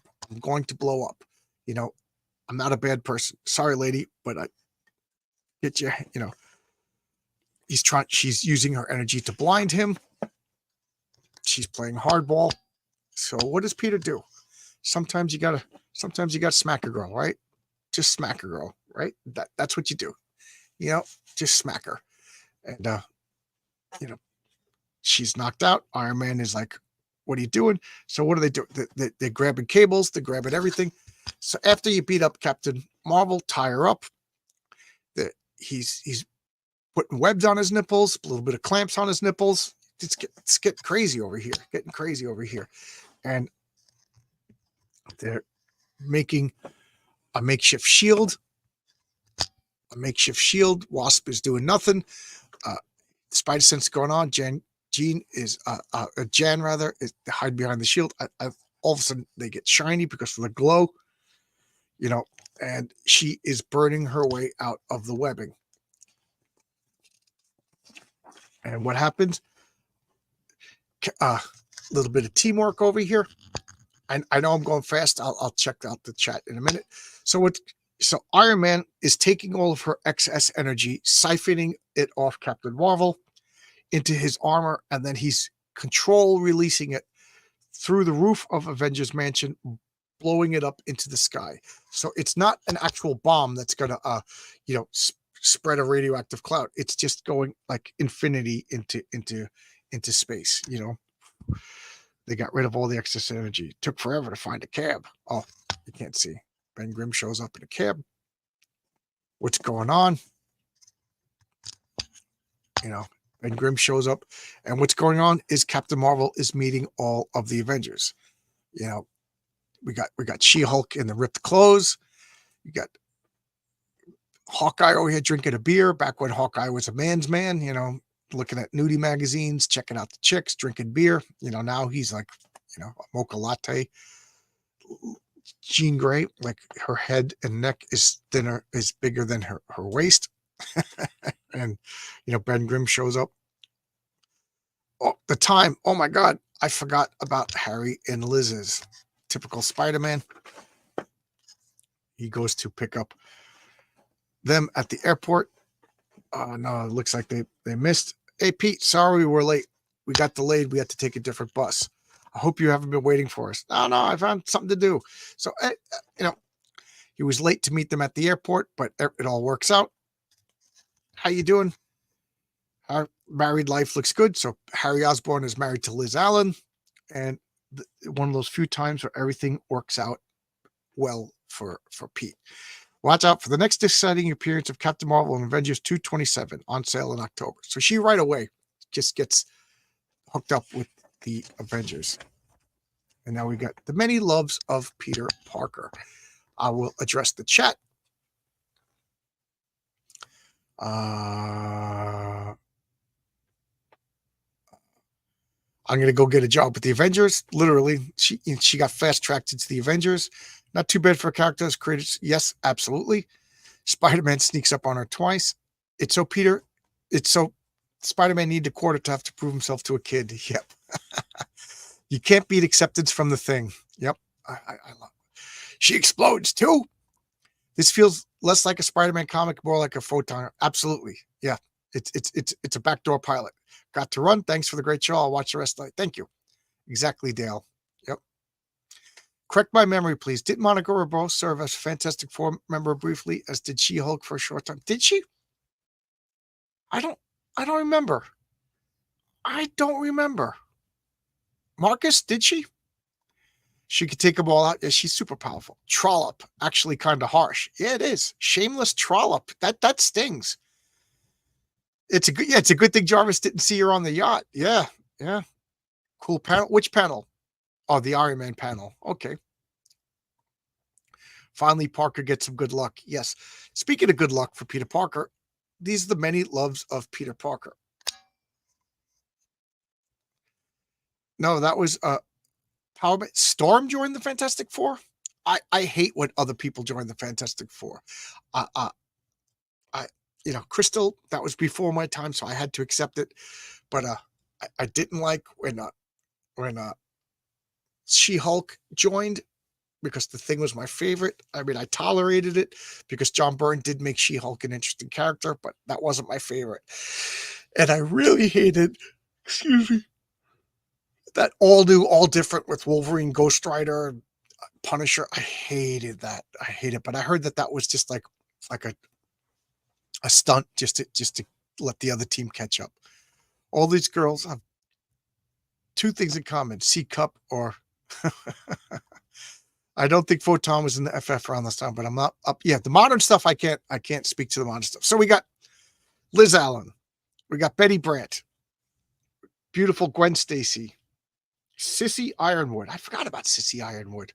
I dated Peter a few times, but after my father died, I moved west. I wonder if he's still. I forgot about. Let me know, Marcus. Do you remember Sissy Ironwood? I don't remember her. I remember Gloria Glant, Deborah Whitman. She was my favorite. She was my favorite. I remember. I don't know, something about her. Peter could be so sweet, so mysterious. I just don't know if he really likes me or if he just feels sorry for me. I don't know. I always liked Deborah Whitman. Why? Because she took Peter to a punk rock concert at CBGB's. So she was my favorite. Marcy Kane, he's hiding something for sure. Who could ever be serious about him? Certainly not me, but he does have nice legs. And then Mary Jane Watson. He asked me to marry him. Can you imagine? Sure, I was flattered, but no one ties this tiger lady down. You know, but I don't remember Sissy Ironwood. Imagine how much fun. So these are just fill-in pages. And I love this kind of stuff. Everybody working at the Daily Bugle, you know, Gloria Glant, the secretary, Betty Brant, secretary to Robbie, Ben Urich, investigative reporter, looking exactly like the actor that portrayed him in Daredevil. Jacob Conover, columnist. Man, I don't remember him. Charlie Snow, staff reporter, don't remember him. Lance Bannon, photographer. And Robbie Robertson. Robbie Robertson is like the conscience of the Daily Bugle. Excuse me. And now we got the Mighty Marvel checklist, the Bolton Bulletin, which is the in-house news. We got this ad and Legos. Remember when Legos like tried to be like more like, what was it, Kinetics? And then Legos copied that. And there we go. This is Amazing Spider-Man Annual number 16. And I didn't see. Did anybody comment how they think I organized my comics? Marcus Kellergrew. I don't think Photon was in the FF round this, but I'm not okay about it. Stuff. I came into the Fantastic Four with She-Hulk. Yeah. So that so then you're used to it. I my very first comic book that I bought with my own money was Fantastic Four. I think it was 184, around there. But I did have some Fantastic Four comics before that, and I did read friends' comics before that. So, like when I started reading Fantastic Four, Crystal was a part of the team, so I just accepted it. Captain Marvel channeling a power through Iron Man suit was a foreshadow to Secret Wars when she did the same thing under the mountain. Yep. Absolutely. I do remember Sissy Ironwood. She was in Marvel Team Up. See, I have those Marvel Team Ups. I don't remember her. The Daily Bugle by Mike Zeck. Mary Jane Watson is the true love of Peter Parker. What current Marvel did to them is unforgivable, making him yeah. I don't know what's going on. Yeah, she's married to somebody else. Yeah.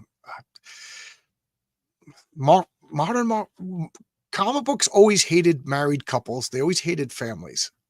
Even like the first family of comic books, the Fantastic Four, they always just made unnecessary problems. Sue was just like an unlikable shrew for the longest time. Then Reed was like a bad. It's like, come on, and yet at the same time, I just wanted them to be a good family. I've never noticed that the energy formation. Yeah.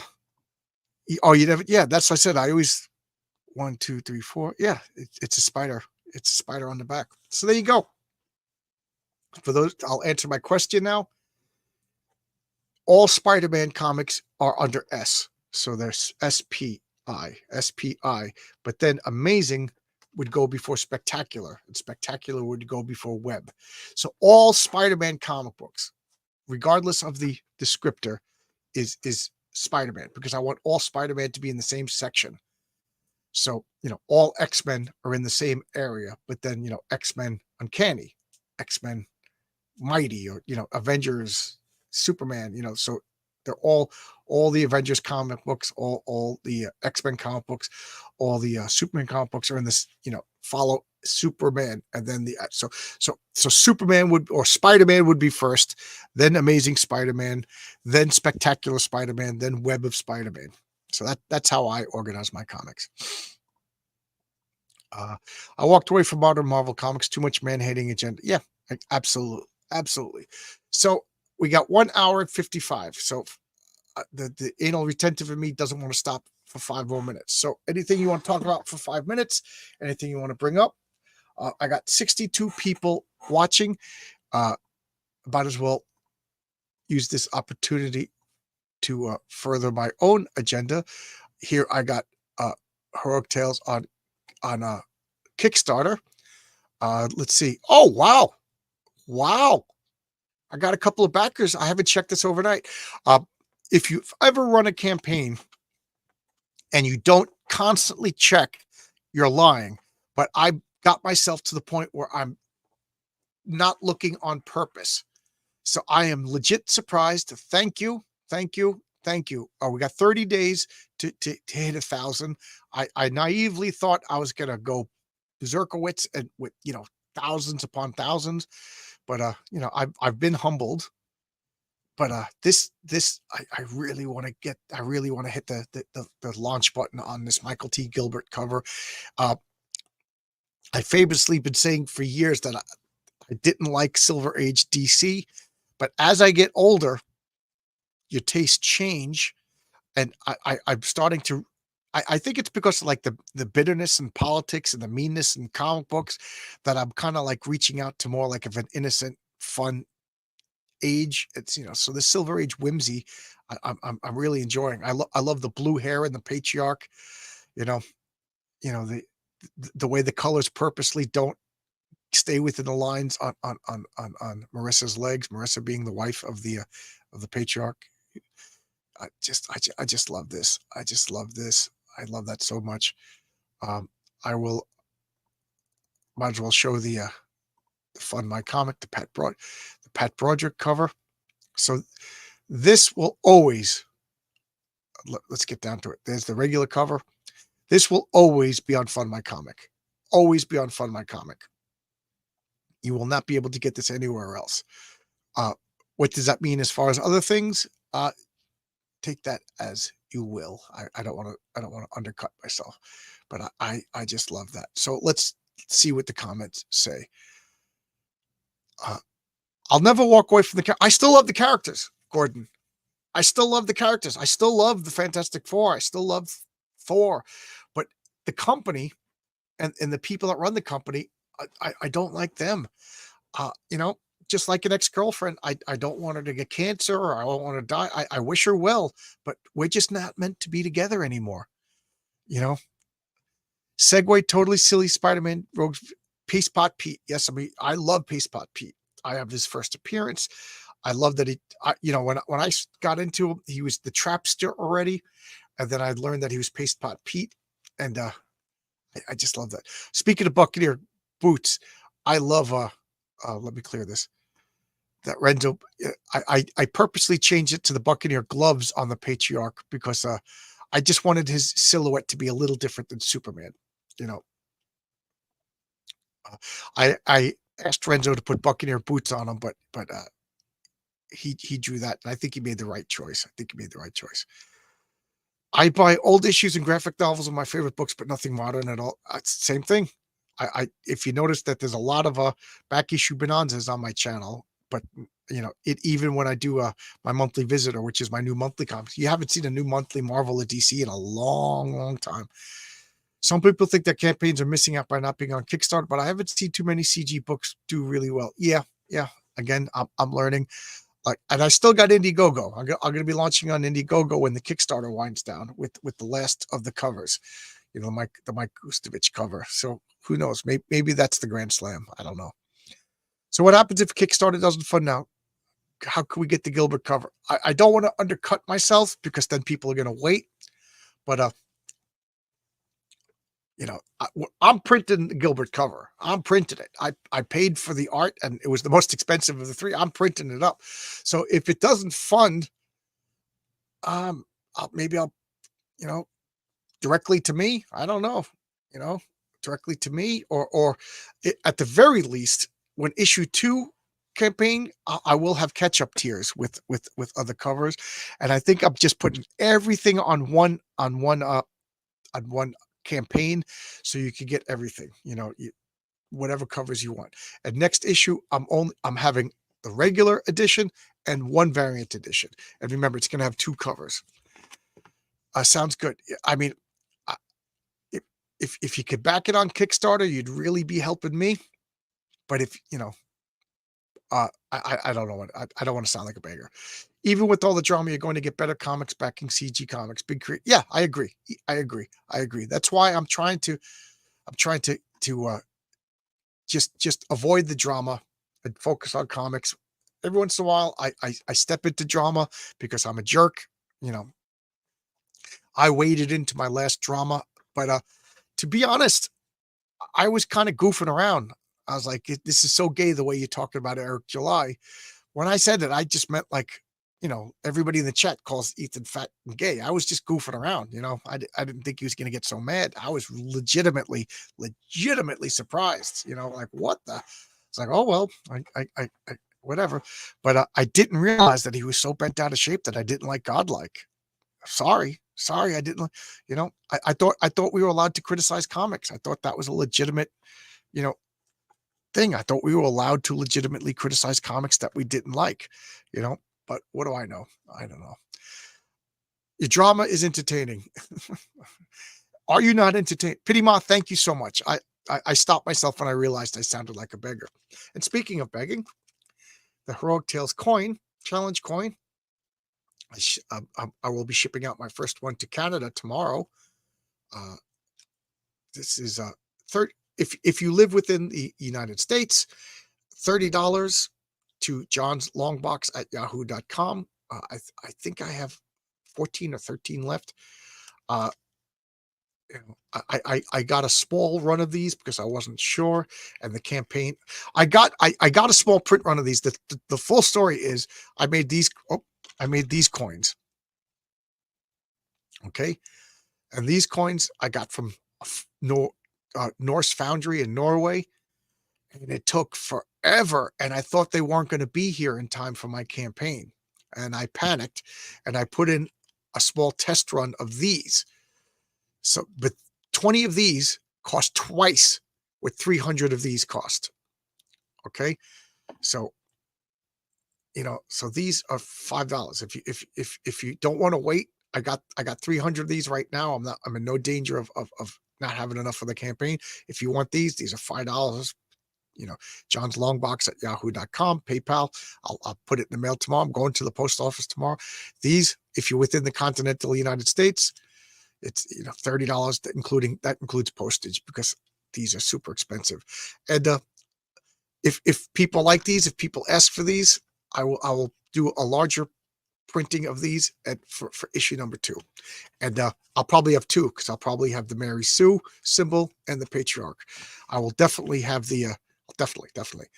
I was going to put in the order for the Mary Sue symbol, but I gotta wait till I'm back to work. You know what I mean? This is my 3rd week no pay. I'm supposed to be. I don't know if I got full coverage insurance, so I don't know if I'm getting full pay through my insurance or if I'm getting the $170 a week disability. Yay! But either way, I'm not getting paid for like a month. Like I'm probably not going to get my first pay until like I'm going back to work, and then I'll get all back pay. So so I'm not putting in orders for this. I told Renzo and Oscar to work on RJ's comic until I go back to work because I like to pay people immediately. So there you go. My drama was entertaining. There you go. All right.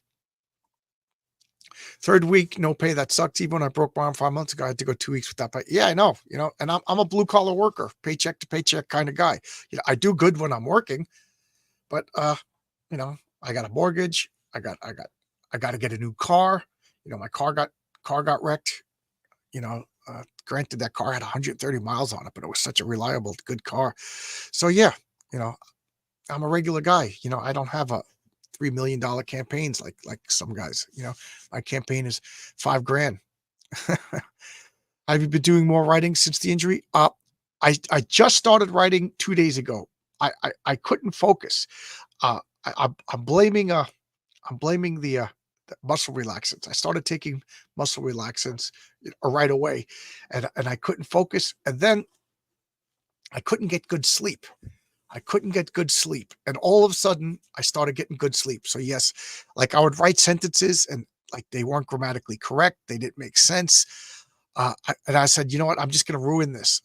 I haven't been doing any writing. I started 2 days ago because all of a sudden, between the sleep, I stopped the muscle relaxants, and, like, today, I'm gonna write. Today, I feel like 100%, except for wearing a collar that's driving me crazy, my mind is focused. So, yes, I gotta send Renzo a script, and I gotta send, Oscar a script, and I gotta send Tonic Ball a script. Hey, Devil Flyer Momentum, how you doing? I was just on this channel yesterday.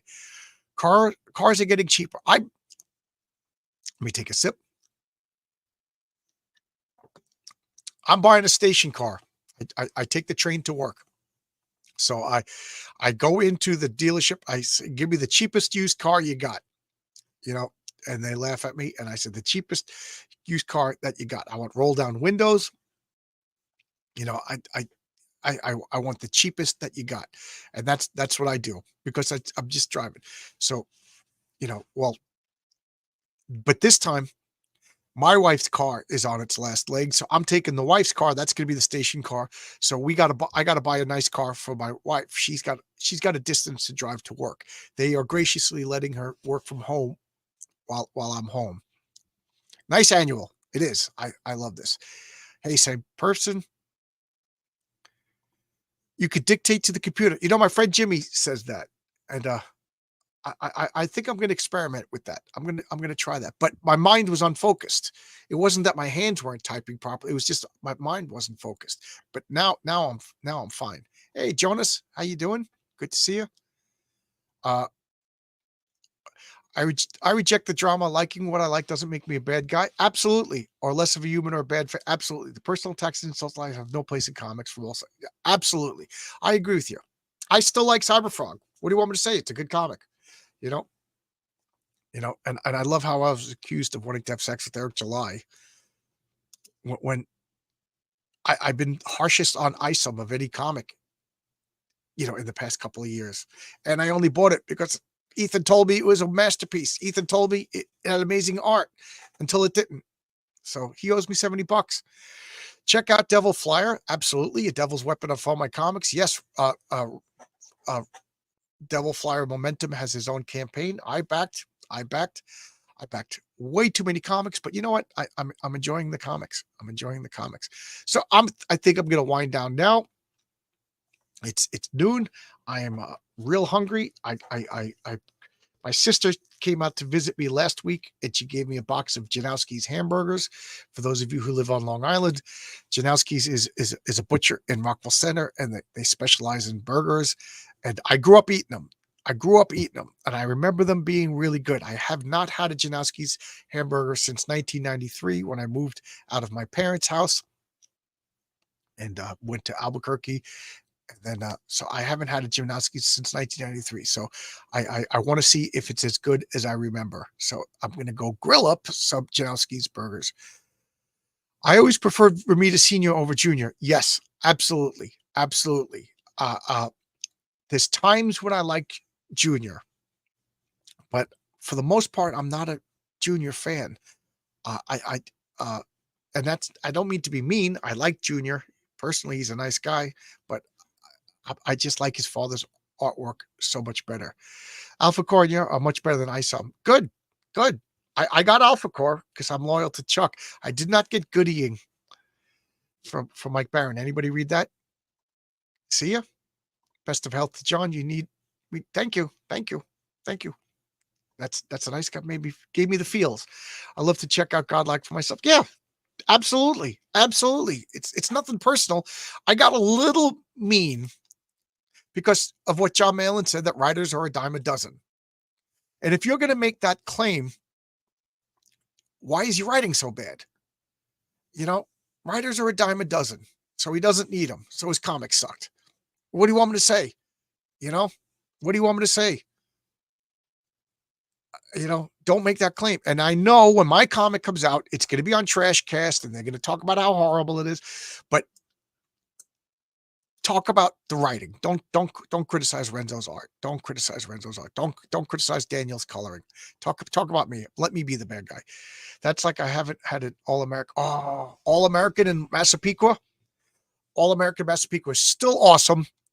It's still awesome. My wife and I drive out there every once in a while. Massapequa, absolutely, absolutely. You love JR. That's great. That's great. There's times when I really liked him. I'm trying to remember who. This is Rocket. I'm trying to remember who inked him that I really really liked. But there's times when it just looks like boxy and unfinished to me. Then artists are a dime a dozen by Malin Jones. Yeah, Guy Bridges like John Byrne. Yeah, well, yeah, but John Byrne could do no wrong. He could call me an asshole and I'll smile and be like, yes. John Malin has done a lot of things that I didn't like. So I admit that maybe I got a little too harsh. But I thought Comicsgate we were supposed to accept criticism. I thought we were allowed to criticize. Apparently we're not. Apparently we're not allowed to criticize. What do you want me to say? What do you want me to say? Maybe I should start a trash cache and talk 6 hours a day for the next year and a half. What do you want me to do? All right. Things are a little too raw right now. Let the nerve heal, and we'll get back to just being again. I gave 3 bad reviews 4 now in the history of my channel, and one of them I get nuked from orbit. There's something about election years that makes drama intensify. It might be good point. Good point. Oh, we already addressed that. I love Silvestri, but I couldn't stand Cyberfrost. So boring. Yeah. I love Ditko, but I don't like modern Ditko. I love early Ditko. It's very hypothetical to attack others when doing the exact same things. Yep. Please don't do that. Please don't do what? Do what? Oh, start a trash cast? Yeah, I don't want to do that. I don't want to do it. I was thinking about starting a show since I'm out of work and I got time, like a late show just called Comics Great, and just talk about comics and show off campaigns, have an open invite for anybody who wants to come in. And what do you think of that idea? Just maybe 10 o'clock at night, 11 o'clock at night, until I go back to work, because then I'd go back, then I'd go to sleep at 9. But what do you think about that? Comics Great, just a show called Comics Great. That is just like on any night that I feel like doing it. Aren't you going to do a review? I already did it. It's on Twitter. I just did a Twitter review. I don't want to put comics that I don't like on my channel, and apparently that 3-sentence review of Godlike turned me into the enemy. An opinion is not criticism. People have confused the two. That's a good point. That is a good point. A good, honest reviews. Well, what I said about Godlike was it was the worst CG comic. And then when people are quoting me, they take out CG and they're saying that it was the worst comic. I'm not saying it's the worst comic. I said it was the worst CG comic. That's a big difference. That completely changes the context of what I said. It was the worst CG comic. And I said it was a prime example of telling, not showing. There you go. That was my entire review. The worst CG comic, a prime review. Oh, I said the art was great, but it's a prime example of telling, not showing. That was my review of Godlike. And there you go. Comics Great. What do you think? I dare you to review those tiny comics that were in pie and cupcake packages. Oh, are you talking like Bazooka Joe's? Or are you talking about those Schick tracks? Oh man, anybody remember the Schick tracks? I was like fascinated by them. I used to collect them, and my mom made me throw them away because she got creeped out by them. If you don't like something, that's your opinion. If something wasn't made the way that you want, that's not criticism. It's okay. Absolutely. I have a high standard for comics and entertainment in general. Don't feed me mids. like I said, I was a little bit more harsh because John Malin said writers are a dime a dozen. But the problem with Godlike was the writing. It wasn't the art. And, well, the storytelling was bad too because that's part of the writing. You know that, but it was it was storytelling. It was world building the comic. World building the comic. And I didn't particularly, the words meant nothing. I When I was done reading the comic, I didn't know what the main character's name was. You know those Drake pies, like like Big Wheel, the Indian chief, and Twinkie the kid. When something looks good but has zero substance, they call it a flashy object. Yep. Yeah, I used to read and collect chick tracks. I loved anything with art on it back in the day. Yeah, I supposedly there's a website for chick tracks. I got to look that up. But I love those chick tracks. I told you before I met my wife. My friend Phil went to Washington Square Park. Well, my friend Phil worked in Manhattan, and my friend Phil was like a poor lost soul, the nicest guy in the world. But you just looked at him, and he just radiated poor schmo, just lost, just lost. And he would have his lunch in Washington Square, and he got these two hot chicks came up to him. You want to go to a party? He goes to an apartment, and it's a Scientology thing. And they're trying to recruit him for Scientology. They locked the door. They wouldn't let him out. He had to start screaming and freaking out before they let him out. So I thought that was the funniest thing. So I would go down to Washington Square Park and try to get recruited by cults. And that was like a Pandora's box. I was real interested in cults, and I tried to get recruited by cults. And to the point where I was like going to like do you know the family? I went to Scientology meetings. I went to why can't I think of the other one? But I got kicked out of a Scientology meeting because I just was asking questions. I was just talking and asking questions. I'm like, yeah, but I did my research. I said, why did the Food and Drug Administration say that these e-meters have no basis in science? I said, you call yourself Scientology, you apply science. There's no basis. They got mad. They kicked me out. So as far as I know, I'm the only person to ever get kicked out of a Scientology recruitment. But I was on the phone. I was like talking with 3 different cults, trying to get recruited. I wanted to join. I wanted to join the cults and see all the secret stuff, and when I met my wife and when she moved in with me, she would answer the phone and she was like, "This is creepy. You got to stop." So she made me stop trying to get recruited by cults. John is an image kid. That statement is yes. Yeah. Like I said, right now, 90s mania is the thing. I like to read God like having fun, but bad writing is bad writing. So it's later. Okay. Yeah. Don't take my word for it. Heaven's Gate. Heaven's Gate. They were already gone by the time I was trying to recruit for cults.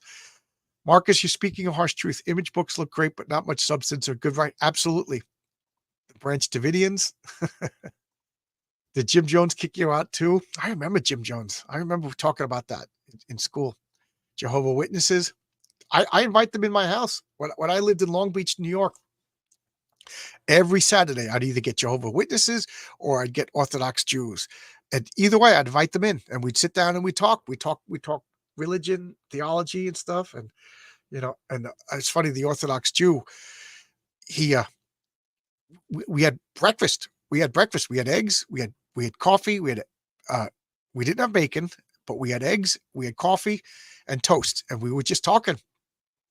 And he noticed my roommate was a Dish, and he was a Coptic Christian from Egypt, and he had a funny cross, not just like a regular cross, but like a Coptic cross hanging up. And he noticed it, and he's like, "You're not Jewish." I said, "I never said I was Jewish," and he like got up and left like like he was insulted. I know Mormons. Yes, Mormons are nice. Mormons are nice. When I lived out in Albuquerque, I had a lot of exposure to Mormons. They're very pleasant, very nice, very wholesome, family-oriented people. What to me, and I'm not trying to insult anybody, what they believe is wacky, but the people themselves were really, really pleasant. Kids were well adjusted, very successful. I can't say anything. If you what do you want me to say? Godlight felt like an extended prologue to me. Not much. Yep.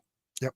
I like Jews, nice people. Like I said, when I lived in Long Box, when I lived in Long Beach, I was right in the middle of an Orthodox Jewish community. And You know, it, it was safe. It was clean. It was quiet.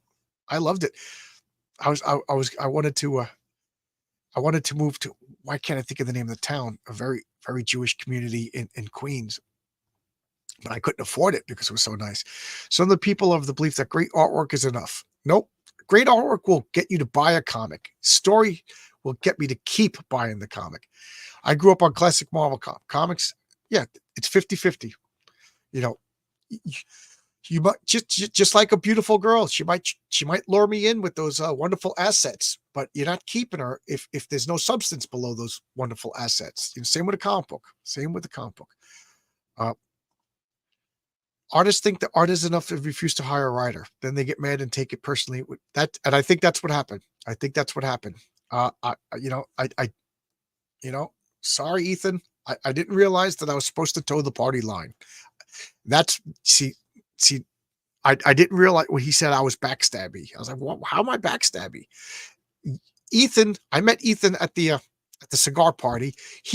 It's live on his channel. You could go watch it. He goes, "Hey, John's Longbox, why don't you ask me to promote your comic?" And I said, "Okay, it's live." He invited me. So the next day I messaged him. He said, "Okay." And then he hemmed and hawed. And then I kind of dropped it. And then I said I didn't like Godlike, and now I'm a backstabber. Oh well. What do you want me to do? Such feminine energy, so gay. I grew up in Woodmere in the 80s. Yes, yes. RJ Williams always shows up as I'm about to end. John, are you talking about Forest Hills? Yes. Yes, I'm talking about Forest Hills. Hi, RJ Williams. So RJ Williams just showed up, so that means it's time for me to end. Here's my cards over here. This is a pile of Wolf and Batsy and Horace H. Hoover cards. You might like Happy Harry Hardon from 656 Comics. He's not afraid to. Okay. Yep. Send me a message on Twitter. Remind me on Twitter. You somehow hit his nerve beyond not liking Godlike. Yeah. He also didn't like that I said criticizing Eric July is a waste of time. So those two things. Yeah. It was the 1-2 punch. You know, he said, Gabe El Taib got fired from the Ripperverse. And I said, who cares? And John, I said, who cares? This is gay. And when I said this is gay, I meant like, you know, you're fat and gay. Like I was goofing around. I was trying to lighten up what I said with like an in joke. You know what I mean? And apparently he didn't like it. And he went pretty vicious, pretty mean, pretty mean. And I got to say, I was blindsided. I was surprised. I'm not gonna lie, it hurt my feelings. It took me by surprise, but I think I weathered the storm pretty well. I knew I was going to be the topic on Trashcast. He talked about me on Trashcast that night, but you know what? There's not enough money to constantly criticize me, so I think it's over. You know, Ethan will invite you back. I study criminals and I see a pattern developing. You know, what do you? We'll see. I may be talking out of turn, but I heard a lot of people say that EVS Mellon and Shane Davis have bad writing. I don't know myself. Well, Shane Davis is the best of the three. I liked Inglorious Rex 1. I liked Inglorious Rex 2 better because 1 got the world building out of the way, and issue number 2 had more. But I really liked the supplemental about the paramilitary team. That really got me. I really liked that because I cared about the characters. And if spoiler alert, I'll wave my hands, and when my hands go away, I'll give the spoiler because I don't want to ruin your comic book. But those people left high and dry out to die really affected me. I thought that was great. I really liked it. I got no problem. Shane's always been nice to me. I got no problem with Shane. And you don't have to be nice to me for me to like you. Like, you know, no secret here. I don't particularly like Mandy Summers' writing, but she's been good to me. She's been pleasant. You know, Eric July's been pleasant to me, but I think he's a shyster as far as he doesn't know anything about comics, and his comics aren't that good. You know, what do you want me to say? And I've been very critical of Eric July, but doesn't matter, right? I was also critical of Godlike. I wasn't properly critical. Yeah, he did take it that way. Obviously not. Obviously not. Who cares about the Ripperverse? Yeah, you know, like I keep saying, there's a restaurant around the block from my house that I don't like. You want to talk about it? But the Rippaverse isn't a threat to me. It's not a threat to me. You know, it's just another alternate way to get comic books. You know, uh, it's what, yeah, and it's a classic case of showing, not telling. You want to show that that Eric July is wrong about crowdfunding? Show him he's wrong. Put out good quality comics in a timely manner. Show him he's wrong. Don't tell us he's wrong. It's the same thing about comics. You want this to be, show me why this comic's good. Don't tell me why this comic's good. You want to prove Eric July wrong? Show him he's wrong. Don't tell me he's wrong. You start exactly. That's why I said what I said. I couldn't, you know, my sense of justice was formed by comic book. I knew it was a lie. Gabe was on my channel. I'm loyal to everybody's on my channel. So, you know, I could say a lot of things about it, or whatever, EVS, but I'm biting my tongue. Imagine my shock. Not right now. He's asking judges to come back, but no, yeah. Why? Why? What do they got to offer? Shane like Inglorious. Yeah, well, I liked it better too. It's better. I didn't particularly like Starlight Cats because I thought it was Voltron. It was Captain Planet. And I'll even say I didn't particularly like First Man by Andy Smith. It was the same thing. Let's collect the jewels. It was a Saturday morning cartoon. That's why Cordurath. I'm so happy. I like Cordurath. Why not talk about comics where like drama isn't needed? Because apparently that doesn't get you super chats. I get $10 in super chats a month. Not that I'm asking for super chats, but talking positively about comic books, let's be realistic, doesn't pay the bills. It doesn't pay the bills. I got less than 2,000 subscribers and I make $10 a month in super chats. Apparently, loving comic books doesn't pay the bills. So I understand where the bread is buttered. Fearsome Prevere is pretty good. I didn't read. Inglorious Rex was good. The only thing, my only criticism, and it's just me being a weirdo, is I don't like the concept of the creatures evolving. That's too much like Pokemon. Like they are biological organisms. They don't, I could see like getting medical upgrades and bionic upgrades, but they just evolve. They spontaneously evolve. That I don't like. That to me, that's video game thinking, and I wouldn't put that in a comic. But that's me being a nitpick. That's like me saying Kirby Crackle is for exotic energy, not electromagnetic energy. You could dismiss that criticism because it's just me being a loony. Him and Eric July forgot we're all just nerds with odd passions. Absolutely. He asked Rini and would like Kelsey to come back. Well, Rini and Kelsey would only enhance it because they are phenomenal talents. Rini is to me the best of CG if she considers herself CG, and Kelsey is a legend. So I'd rather talk what I like over what I don't. Yeah. Again, you want to talk about the restaurant I don't like? Eric July doesn't even talk about EVS. It's yes.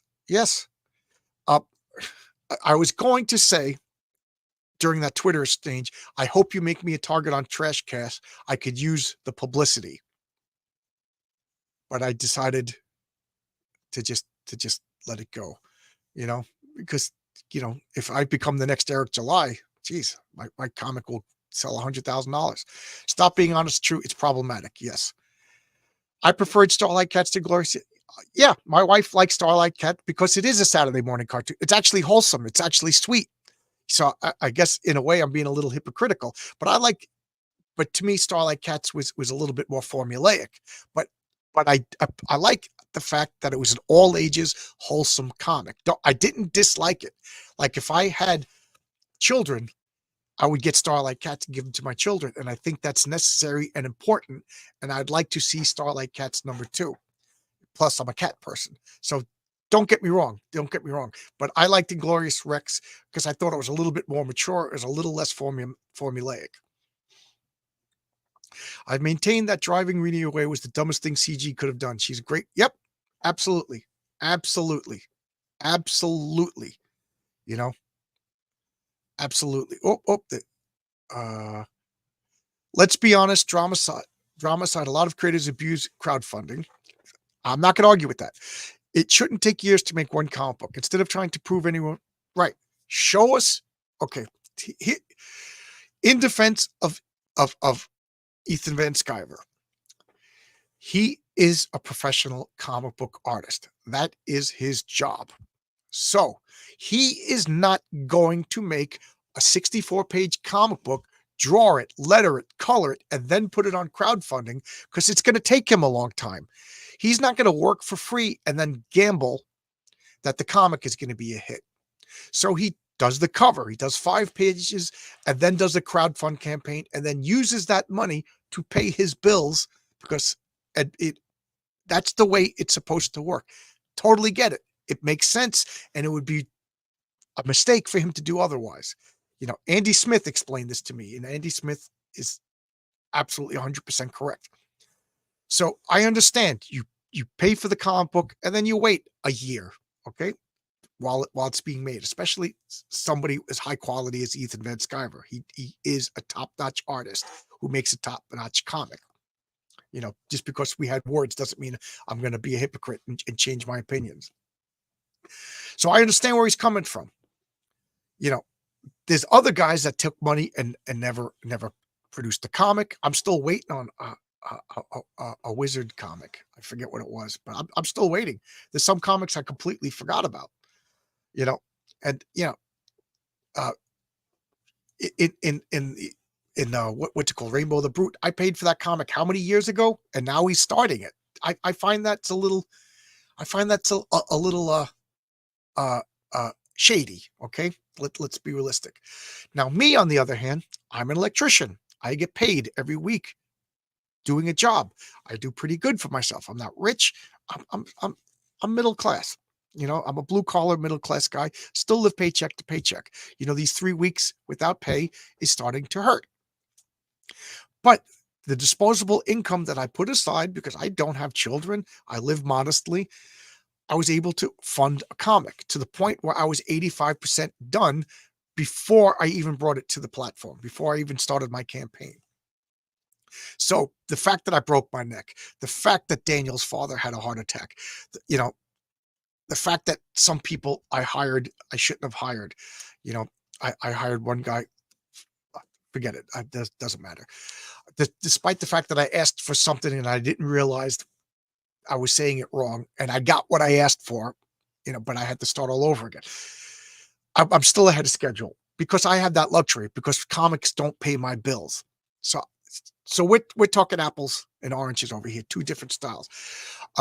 Eric July is a grifter. Eric July is I think a tourist. He doesn't know comics. He came on my channel, and if you watch the second interview, when I asked him what runs of Flash did he like, he looked like a deer caught. And then I answered his question. It was that moment that I realized that he doesn't know comics.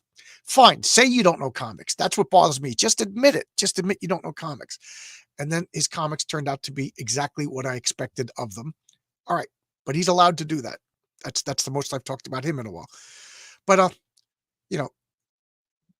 like, so I'm incredibly forgiving for a late comic. But when you're getting all upset because someone's shining a spotlight on the abuses and the lateness, stuff like that, what do? When a little kid gets caught with his hand in the cookie jar, he's going to point, well, he's his hand's in the cookie. No, what you do is you man up. You man up and you double down and you fix the problems. You show why the other guy is full of crap. So I don't know. What do you want me to say? I guess I'm a bad guy. I'm a bad guy. The new Dungeoneer, John's Longbox, guilted me into super chatting. Now I feel bad. Now I feel bad. Now I feel bad. Should I show my bikini like Monica Rambeau? Be a shameless trollop? I'm sorry. I get like, if you listen to your boy Zach, Zach is teetering on the brink. Matter of fact, I just emailed Zach. We talked just yesterday. Not like we're good friends, but I told him that Mark Millar was going to be on my channel tomorrow, and he said, "Oh, cool, I'll watch." But he explains, you feel a little weird when people super chat you, and that, but I'm not saying no, I'm not returning the money, but thank you so much. Thank you so much. This helps me buy more comics. This helps me buy comics. You're my enablers. That would be that is what, yeah. I should make a tier in my channel, becoming an enabler for like $5 a month. Enable me to buy comics. That's why I avoid a lot of creators who feed the algorithms. I don't need super chats. I just want to talk. Exactly. I agree. Video game thinking is no worse than tabletop. Ooh, Dale. Ooh, you wound me. You wound me. I guess we should be enemies now. That's fine. Reenie's sketchbook is amazing, and she's not using a real. Yeah, Reenie is amazing. Reenie is a pleasant person. She's a talent. She's a lot of fun, and when she's in, did New York Comic Con happen? Because she said when she comes to New York for Comic Con, we're probably going to meet up. Yes, her cover for Choreorath is awesome. I would like to get Reenie to do a cover for my comic at some point in the future. She's an amazing artist. I'd like to see more work from Reenie myself. Yeah. That's exactly how Andy does it, talking about how, yeah, he's the one who explained it to me. He explained it to me because I was saying stuff and then he corrected me off camera and I understand it. So, yeah. So I was talking through ignorance. I was corrected and he absolutely right. Maybe others can produce independent comics as well, more than one way. Yeah, I can't support. Yeah. That's why my comic Heroic Tales is a complete comic. If you never buy another comic from me, you're getting a complete comic. If issue number 2, you'll have another complete comic. Issue 3, you'll have, until I'm able to make like comics on a quick basis, that quality. I'm not going to have continued stories. I hear you, and I'm not Marvel. I can't make a comic a month. Who knows how long it's going to take me to make it. Maybe it's going to be one issue a year. I would really like to do 2 issues a year and then maybe a spin-off comic, a third. So because Heroic Tales, I want it to be Renzo, and the backup, I want it to be Ron. I want that to be my team. But the spin-off, I would like to work with other people. So maybe, I'd like to, my goal is 2 Heroic Tales a year and a spin-off. That is my goal. I'm working on Inglorious 2-page. Oh, cool. How dare you draw? I didn't know you drew. Yeah, comic book artists, they're flaky. What do you want me to say? I've hired a few people that didn't. Yeah, I'm hungry for work, and then never responded. A couple people that gave me a couple pages, and then I never saw them again. But now I know who I could work with. Within 6 months should be the goals. Do as much as you have to. I think that's realistic. Just assume your money is a donation, so never assume you'll get anything. Yeah, I see where you're going, but I'd like to think, I know it's supposed to be your patron of the arts, but you're supposed to get a comic. Because I'm not just throwing money to guys that I like just because I'm throwing money at them either. I want the comic. Best way to approach to giving money to anyone in any company ever. Oh, is to assume. Okay, these comments are attached. I don't know what you're laughing at. Hope it's not at me. Every dollar you spend, assume you'll get nothing from. Yeah, okay. This is why I never give it away to anyone or anything. I will buy virtually nothing. Okay, please don't do that. Don't do what? Don't do what? Trollop. Love the word. Trollop. Oh, you're laughing at me. Okay, John, I disagree with that. I've seen Eric July discuss many comic runs on us. Okay. Could he? All right. I was gonna. That's fine. Maybe I'm wrong. I want to be wrong. Never mind. It's Trollop. Oh, it's in October. Okay, I'm hoping in October I'll be healed and because I'm not allowed to drive. And if I'm back to work in October, I'll have a monthly ticket. I could go to Manhattan and hang out with those guys. Yeah. Okay. All right. I stand corrected or not. I don't know. I don't know. I just know that when he was on my channel, he couldn't answer basic comic questions. I'm going to be with my nephew and sister on site. Good for you. Good for you. No. Yeah. I don't know if I'm saying something I shouldn't say, but Reenie said, well, to be clear, she said, if I go to Comic Con this year, we'll meet up after after the Comic-Con. So if we're going, that's what she told me. That was the private message she sent me. Please define that overused word grifter. Yeah, grifter. There's words that I don't like. Creative, grifter, problematic, triggering. These are words I try not to use. If I use it, I apologize, Logic. I don't like that word. Rini showed some Punisher test pages she had done back. Oh, wow. I would love to see that. Wow. I was going to stop at after 2 hours. Now you guys got me monologuing. I never do anything with a large gathering of people anymore. I'd rather stay home and save money. I like a small group of people. I like a small group of people. Uh, I like to host people over for board game nights. I like a barbecue in my backyard. I like a barbecue in your backyard, but I don't like nightclubs and party pavilions. That gets to be overwhelming. Most people are grifters and scammers for money because that's their god. I no morals. Again, I read all your stuff in the Rorschach board. The actual drawing of yes, making a comic takes time. And we got my Kickstarter. Marcus, we've had this comic. It's not okay for one comic to take literally 1 to 3 years to make. My feelings on that is the Europeans model. They'll make like one comic a year, and it's like an oversized hardcover, beautifully illustrated, one complete story. And I don't mind waiting for that. But we're talking, it's like 120 pages. We call it like an artist edition over here. I don't mind if we move to that model. I wouldn't mind. I know, but it shouldn't take 4 years for a floppy comic. Not for me. Let me clarify. It's my personal. Okay. Don't put a bikini on for a live guest. You sure? Okay, guys, everybody super chat me, or I'll put a bikini on for a live chat. How that? I'll flip the script.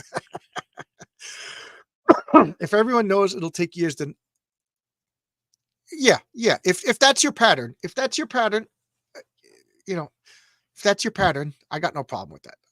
But also keep in mind that Logic's not waiting years. The customer is the ultimate boss. If that is what you do, if you produce once a year, once every 2 years, God bless you. God bless you. You know what I mean? Everybody's different. Like Brian Bowland is notoriously slow. I don't want him to rush. Everybody's different. Everybody's different. But be consistent, be transparent, and that's fine. That's fine. Got to be super careful of soft targets. Oh, I see what you're saying. Yeah, and I live in New York and work at the airport. Yeah. Set up an interview with Renee, then grill her about her unpublished sketchbook. I love talking to Renee to the point where I don't talk to Renee because I don't want to be accused of being creepy or anything like that. But here's telling tales out of school. I had Mandy, I had Renee on my channel, and I was watching the chats, and I was going to nuke any comments that referred to their looks, their body, because I want it to be about their talent. But I got to say, I was swept up in. Mandy was so freaking charming that I didn't even look at the chat. That woman knows her role playing stuff. She was a pleasure to talk to, and so I don't even know. Maybe comments get by, but a few times, people like Randy's so Renee's so Rini is so hot stuff, and I'm like, I get embarrassed by those comments. I'm happily married. She's pretty. She's a pretty woman. I think Allie, her is super cute, but I don't want to. I'm a 56-year-old man. I don't want to make it like that. Oh, Inglorious Rex 3 is live. There we go. How about those burgers? Those burgers aren't going to grill themselves. Fly is telling me to shut up. The world is the way it is because of what people worship. The world is what it is. I can't do a Rorschach voice. I'd rather have truth and morals and fun for the wealthy. I ain't got money for that. A grifter is a person who traveled town to town and engaged in a local scam. Snake oil, miracle, or carpetbaggers. Scammer runs the same scam. Okay. There we go. I think I intellectually knew that there was a difference, but yeah. Thank you for clarifying it for me. I know we live in a fall. You're still a pessimist in this chat. That's my point. The floppy comic should take less, but a 64-page graph. Yeah. Yeah. But I do think over a year. Yeah.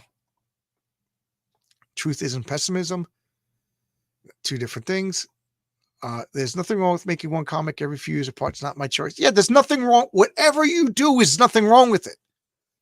I don't think what I'm doing is wrong, and it works for me. I don't think what Andy Smith is doing is wrong. It works for him. But Andy Smith is a top-notch guy. Graham Nolan has the same model. It works for them.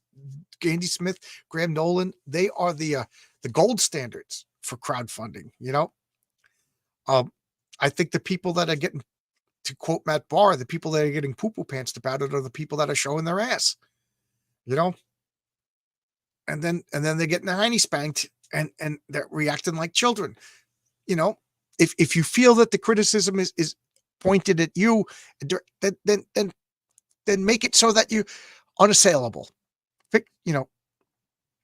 Don't deflect. Eric July is not taking any money out of my pocket. That's my point, John. People use the word grift wrong because they're perpetual. Yes, we all do that all the time. Yes, we all, and I'm human. I didn't realize I was using it wrong, but yes. Dragon Rage was upsetting. I'm glad Jimmy's getting the color version done. I opted to wait. Oh, is that Jimmy Reyes with the color?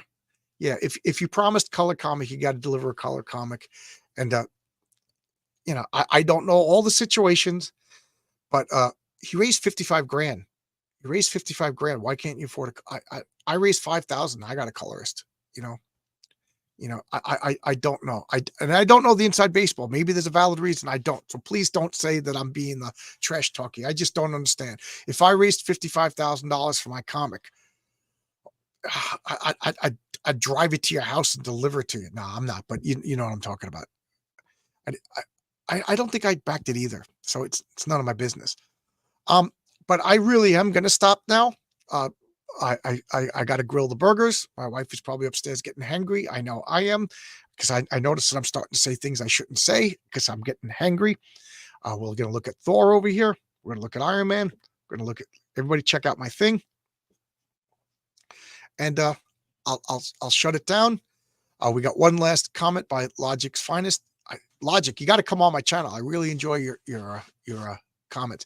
Instead of hating on any creator, just put out a better product. You can't see, but I'm doing the it's common sense hand gestures in a timely manner, or put out more volume product. Plenty of money to go on. Yeah, there's absolutely. Okay, DC Miller is here. Goodbye. It's time to go. DC Miller is here.